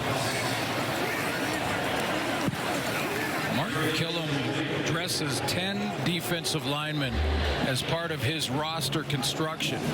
And what that means is deep in games like this, he will have fresh players out there, guys that can fly around. Now,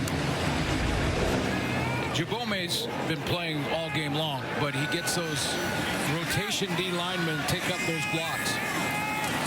He stepped up with the injury to Nick Anderson. To the left and caught midfield on that second and long. They had lost a yard before, so that's Marshall, but still 4 or 5 yards shy of a first down. Third down coming up at midfield, and Chapman will be coming on to punt. Real good tackle in the open field there by Kenny Logan Jr.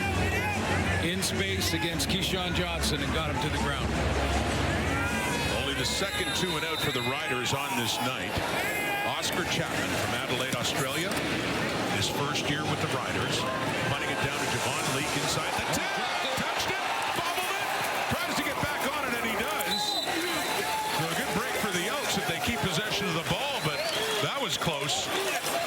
As Leake didn't find the handle before he took off. Edmonton football. Fajardo.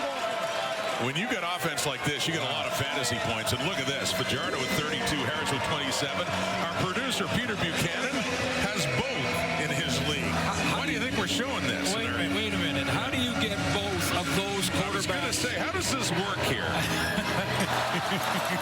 Well, our director, Franklin Rubenstein, has Chad Kelly and Vernon Adams, I believe. So this is some league. We're not done yet. 6 in this in your group, I believe. Well, Peter Buchanan's having a good night.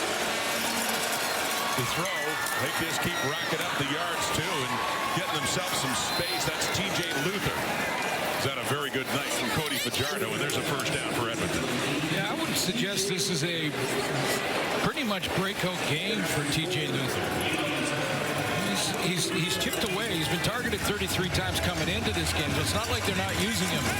But he is a rookie. He just looks more and more comfortable all the time.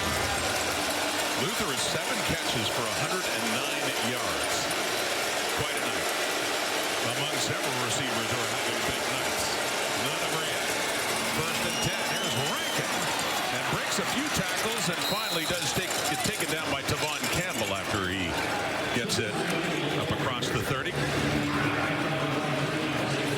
Important series here for the Rider defense and what Jordan Maximic might have for Corey Mace and this group on defense.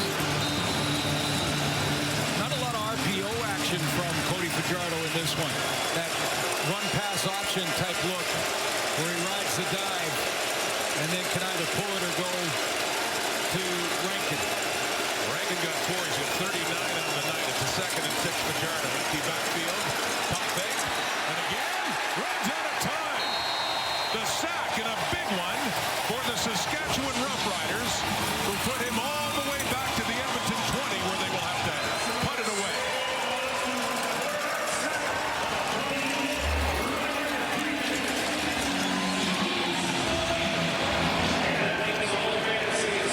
Devin Adams. That was just four-man pressure collapse in the pocket. Who could get there first? Committee there. James Votter's in there too. So the sack of Fajardo. Jake Julian back from his 10. And Daniel Weed, 40. Some speed, 50. Tries to cut it back. Brock Mogensen takes him down just short of midfield. The WNBA's biggest stars take center stage. That is on Saturday in the 2026 WNBA All-Star Game at 8 Eastern, 5 Pacific. You can watch this live on TSN, CTV, and on Crave as well.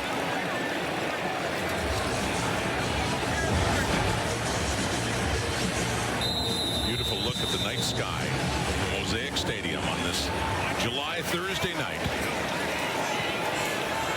And a memorable night for, of course, so many reasons. Saskatchewan trailing by 5. A couple of yards shy of midfield. Working away, it's Keyshawn Johnson. Takes that quick pass. DeBlanco takes him down, but it's a first down.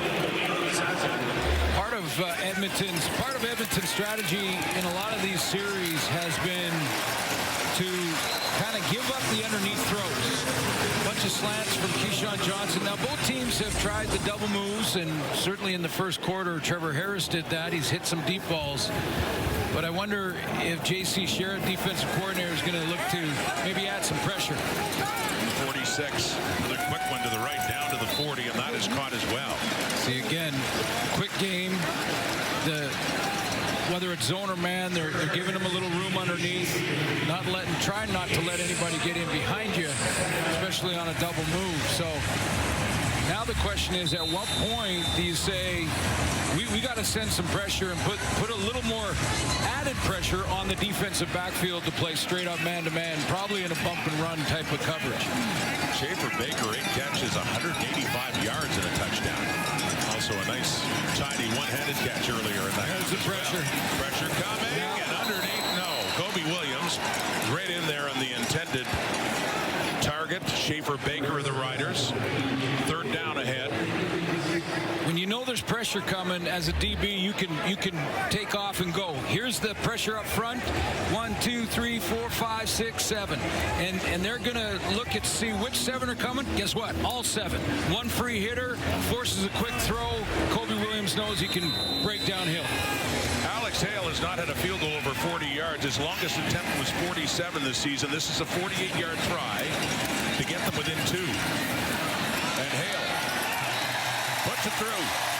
His longest field goal of the season at an important time, too, as both teams in the points department enter the 30s. Hale makes it a 33-31 game. Edmonton still ahead, fourth quarter. Cody Fajardo, for just the 3rd time in his career, has thrown for over 400 yards.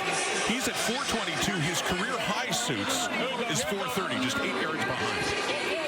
Should get that on this series. The way this is going. Well, the way it's been going. But you know, the numbers we can really get caught up into sometimes, and all that really matters to number 7 is the win. Trying to get to 6-1 in the top record in the Canadian Football League. Best in the West. And there's some yardage, and that'll do it. It's a career high for Cody Fajardo. He's into the 430s now in passing and still going. Well, for instance, his biggest game coming into this one was 395 against the BC Lions and lost that one. His lowest total in passing yards was against Montreal this year and won that one. So, you know, again, we get caught up in the analytics, and it's fun to do it and track it. But sometimes they don't tell the full story. He wants the W, and so does Trevor Harris, waiting for his turn. More important to them. And Fajardo has them near midfield. They're up by 2. The toss to Rankin. And again, the Riders doing a good job, and one of the top running backs in the CFL this year came into that carry with 39 yards. That's his 11th carry, and still coming at a premium for Rankin. What a pickup to get Josh Woods in the offseason. He's been such a solid defender. How about that 107-yard pick 6 this year already? Got that a couple of weeks ago against Hamilton. event certainly helped out in that. So it's a loss of a couple of yards for Rankin. A second and long here for Fajardo. Four-man rush over the middle. It's caught. It's Brendan O'Leary-Orange, who was the star receiver of Edmonton in their first possession with a couple of catches, including a touchdown, and he gets it close enough, perhaps, for short yardage here. It'll be third and short coming up. Cal, how much room they gave him underneath there on second and long. Well, they debate what they're going to do. For Mark Gillum, this is more than a yard. This is closer to 2. They're at the Rider 48.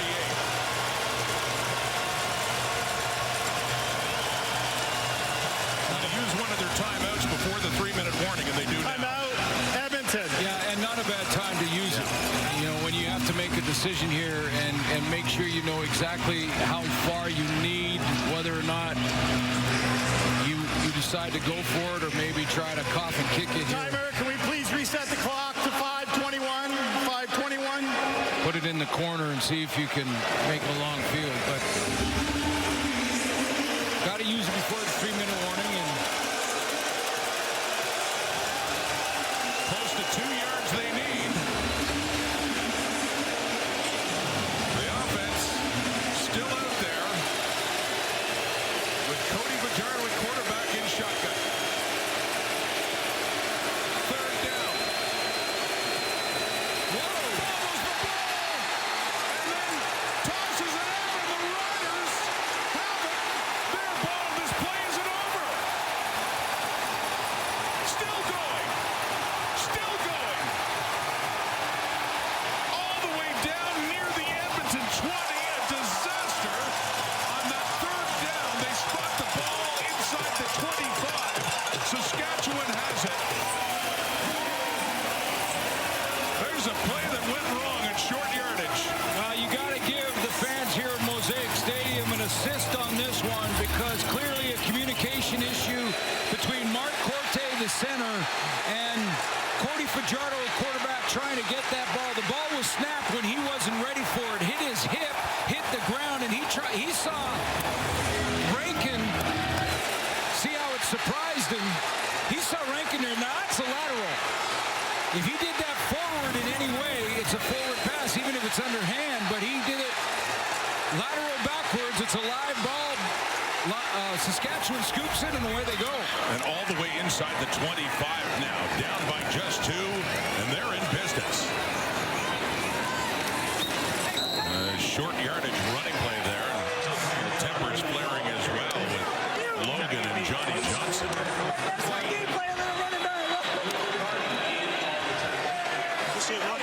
Antoine Brooks, the one that came up with the ball after that lateral by Fajardo after he struggled with the snap. What a turn of events this is. Yeah, the snap was hot and surprised him. Clearly, Corte couldn't hear the cadence. Thomas Bertrand in for the injured A.J. Olatte. Looks like he had a right knee injury earlier in the half. Out of the game, Bertrand picked up 3. And it's a 2nd and 7 coming up. They're already in range to retake the lead for what it's worth. Still an eternity left at 4.5 minutes. But thinking touchdown here.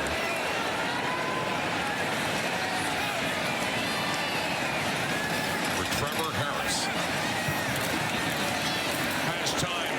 Looks to the end zone. Touchdown! Touchdown, Saskatchewan. But there's a flag out on the play. Sitting in the Roughrider or Edmonton end zone. And it looks like it's going against Saskatchewan. Offensive pass interference.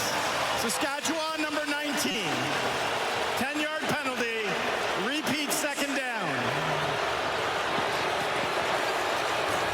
Emelis is going to push the coverage inward and then try to get some width and get over to the cone.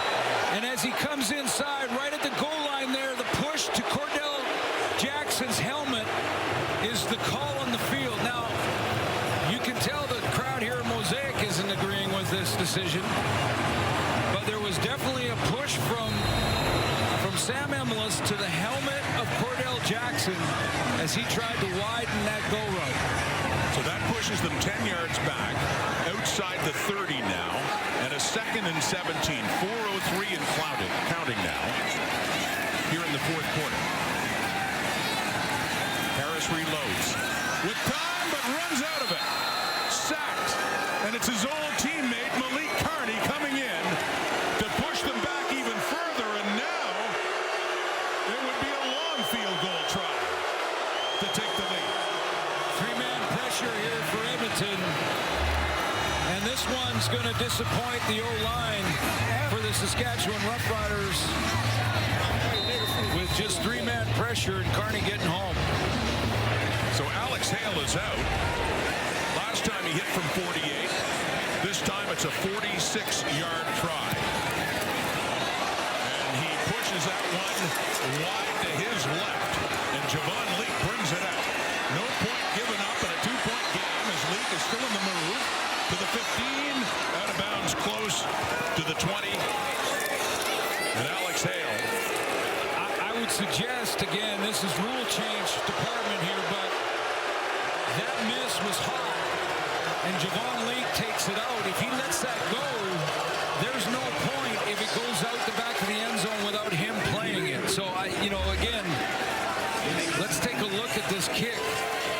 Would you predict that one's going out the back of the end zone?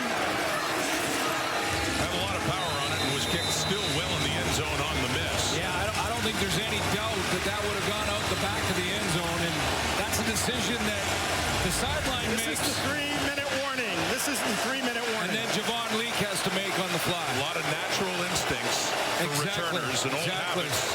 Takes a while to change them. Yes. They have the ball at the 20, though.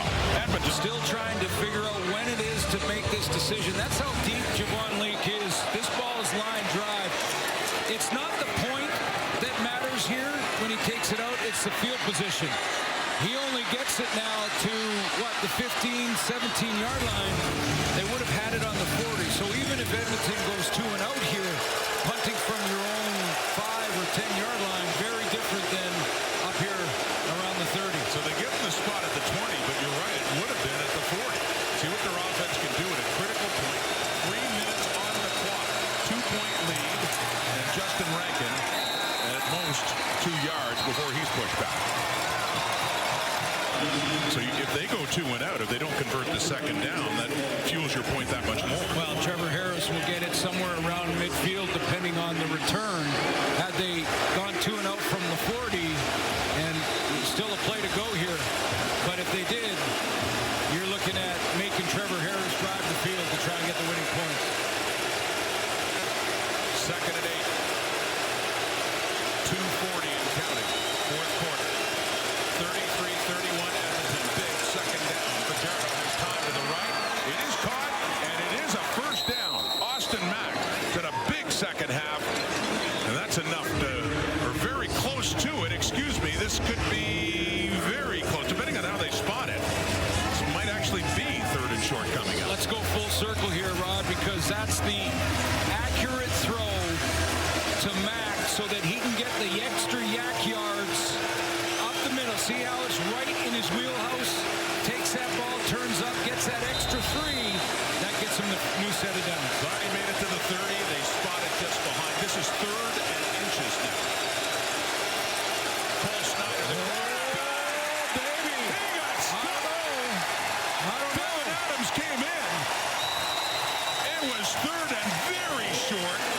This spot is everything. He had to get it to the 30. He was met right away. Boy, this is going to be close. This is going to be close. The Elks lead the league in turnover ratio, but this second half has not been kind. Had the play earlier, where does Tom Valesi put the ball down? That does not look like it's going to be enough. And Corey May senses it. What next for Mark Killam and the Edmonton Elks?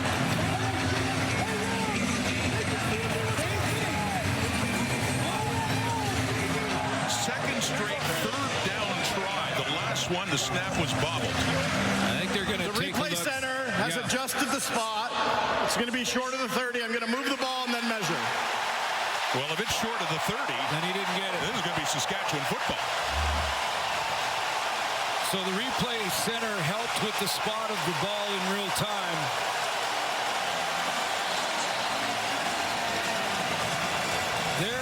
There is the ball right there, and it's short of this line right here. So that's how the replay center can help with this marking, because the official on the spot actually marked it with his foot and then moved his foot a little bit, and I think that's why both teams were getting a little anxious. But that's short. Saskatchewan takes over on downs again. Another turnover committed by Edmonton. And it's right at the 30. Another chance for the Riders. Down by 2. 2:20 on the clock. Still plenty of time in a 4-man rush. Harris. Open! And it's caught. Caught by Keyshawn Johnson. And they get that much closer. Boy, this gets hard. Really gets hard if you're a defender, a defensive back playing. You got a shallow guy and you got a guy over the top, and Cody Fajardo with great accuracy puts it between the two of them. And that's Cordell Jackson and J.J. Ross working together. And I saw Ross turn around shaking his head going, man, doesn't seem whatever we try, not working. Keyshawn Johnson to the right this time. The toss. Bertrand Hudon inside the 5 and taken down around the 3. That was on a 1st and goal. We got a 2nd and goal coming up here now. Bertrand Hudon in for A.J. Ouellette. Options here for Mark Mueller. Tommy Stevens could be an option. You got 2 cracks from the 1 or the 3-yard line. Well, if they can get it into the end zone, then Edmonton would need a touchdown coming back the other way in the final couple of minutes. Yeah, and the last time they were in a position like this, they left Trevor Harris out there.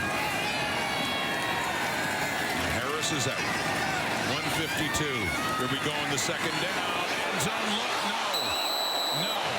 It falls shy of the intended receiver. Did he throw it under the crossbar? It looked like... Wondering if it even grazed it again. No, I don't know if it was that close, but it was low. I just wondered it because it was so low and it was a wide open receiver. They were wide of the post, so I won't give him that out. Yeah, no, that was well wide, but it was stunning to see how low it was leaving his hand. It was just the reaction from Trevor with his hands. When you're upwards of 75, closing in on 80% completion percentage, those ones drive you nuts. So this is a chip shot now for Hale, who missed the last time out from 46. Put that one wide, puts this one through, and back and forth again as we have another lead change. 146, so plenty of time on the clock. 7th lead change. Saskatchewan in front again, but by a mere point.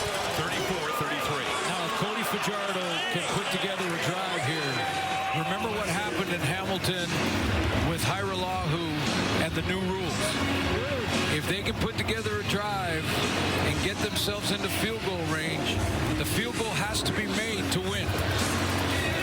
A wide field goal does not necessarily guarantee a single and you're moving on if it goes out without being played. So there's a lot of work to be done for Cody Fajardo before that could happen or not happen, but we've seen it once already this year. Seen a lot of things lately that relate to new rules. 2 last week that applied this year, and then 1 tonight hitting the crossbar that will apply next year when they get moved back 15 yards. What a game. 146 on it. Not over yet. Just a 1-point difference. Javon Leake, one of the Elks, back again. As Hale will kick this off from the 30. 146. 5-1 Elks. 4-1 Saskatchewan Roughriders for first place in the West. Leake from the 8. Across the 20. Takes a hop. It's up the 30 and a flag is out. Absolutely can't get a penalty on the return team here. If this penalty is is against Edmonton. It just made Cody Fajardo's job that much harder.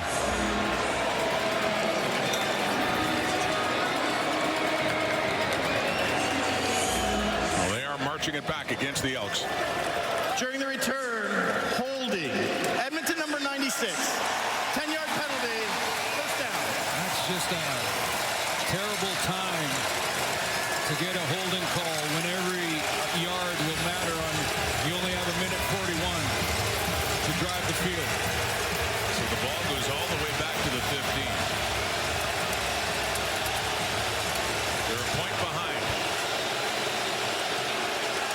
They're back inside the 10, excuse me, at the 8. And a 1st and 10. 3-man rush. Fajardo. Trouble finding a receiver, and good coverage there by Jameer Thurman on TJ Luther. Incomplete, 2nd down. Yeah, Fajardo wanted the Austin Mack curl and go. Just a double move that didn't work. Watch the pump fake. That was to Mack. He went on the go route and was covered well. Both offenses have made quite a statement tonight. But the Saskatchewan Roughriders defense has a chance to make a big statement now. 2nd and 10. 135. 4-man rush from the end zone. It is caught. Brendan O'Leary-Orth. Now he gets it up to around the 15. Not enough for a first down. 3rd and 3 coming up. Get in that hurry up, call the plays, basically on the line of scrimmage here. But this is the ball game.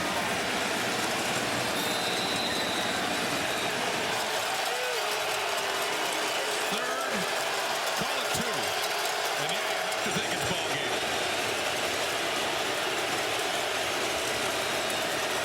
Quickly, Fajardo caught. First down, up to the 30. Right in the hole. He couldn't get it out of his holster fast enough. That was take the snap from center and the hot throw to the outside to get a new set and keep this thing alive.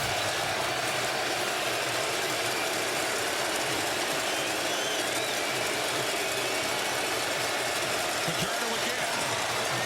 Down the rail to the right. In the hands of the Riders, but incomplete, out of bounds.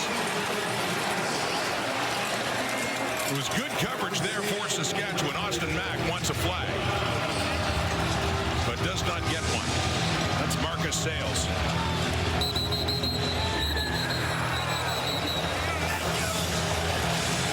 Two into the boundary. This one for Cody Fajardo is pretty well covered. I mean, you can't cover it any better than that. Edmonton is challenging for pass interference. We'll review the play. When you look at that replay, Austin Mack running his route, looks like he runs into Marcus Sales. We'll have another look. But they're challenging at that. Now Mark Killen is. It stands. It's a 2nd and 10. If it doesn't, don't have a timeout. Just before this is the top of the route where the ball arrives, and the contact here we are on the outside, and Marcus Sales, he gets pushed from behind. That's almost offensive. That's not a penalty. Here's the call. After review, the ruling on the field stands. Edmonton will be charged a timeout. 2nd down. That might be a big timeout. 1:01 on the clock. Yeah, that could be a big timeout. Mark Killen rolled the dice there. Another big 2nd and long coming up here for Edmonton. Marcus Sales ran the road, and there was no penalty there. Schaefer Baker. What a night he's had. Firing him up. Riders trying to hang on. Final minute. Regulation. 4-man rush. Fajardo to the right again. It's caught. No! A good hit by Milligan. And the ball came out. Forcing it out and forcing him down to a 3rd and 10. When you come off the injury list, sometimes it takes you a quarter or two to settle back in, and wouldn't be long before Roland Milligan made his mark on this game. That's closing downhill in a Curry, and he just jars that ball out of there. But TJ Luther, so here we go. Under a minute.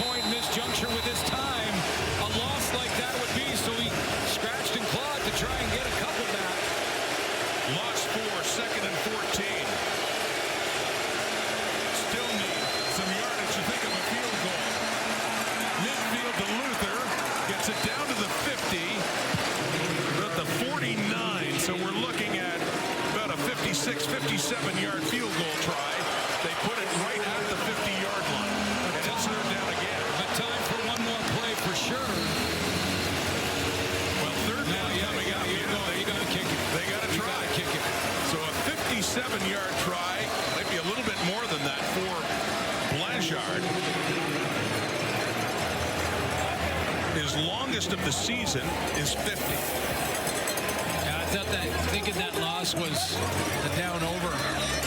But it's third down. You got to take the shot here. Blanchard, his third year out of Laval. I remember when they were in Kelowna for Touchdown Kelowna a few weeks ago. He had a bit of a breeze at his back, not that strong, and he was comfortably hitting them between 55 and 60. He's got a leg. Wind does not appear to be much of a factor here.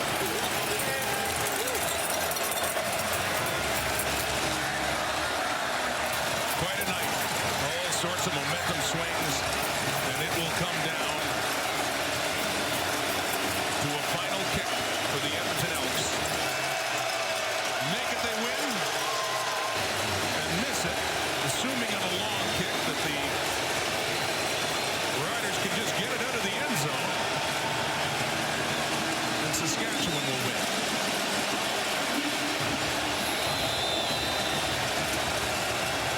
From this distance, certainly possibility of a rouge not really being considered here. 57 yards for the win for Edmonton. Down, kicked, good. Blanchard does it on the final play of the game. A walk-off winner for Cody Fajardo, Mark Killam, and the Edmonton Elks, who improved to 6-1 with this victory at Mosaic Stadium tonight. Every little detail matters. When Cody Fajardo was sacked, he scratched for a couple more yards to save the loss. He gets that throw halfway to the sticks, and just enough, just close enough for Blanchard to make the winning kick. Another look. This on Blanchard, the hero, from 57 yards away. Money. No doubt at all. Jake Julian with the hold. It was almost like he played the fade.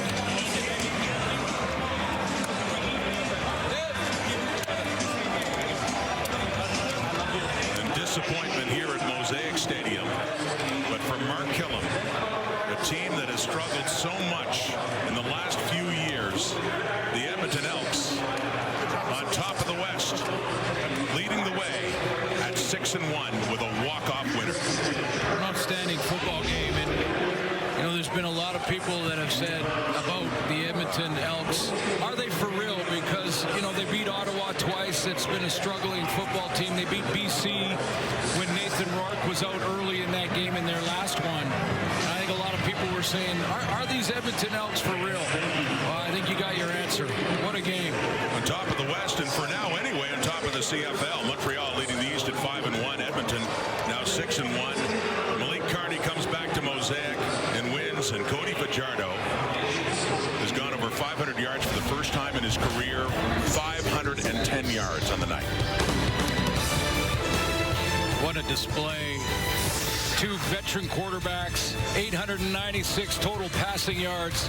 They put on a show tonight. Friday Night Football in the West as well tomorrow from Winnipeg with the Stampeders meeting the Blue Bombers. A showdown at the top of the West, and it belongs to the Edmonton Elks in a very emotional night, emotional week here in Saskatchewan. Thanks for watching. Have a great night. So long.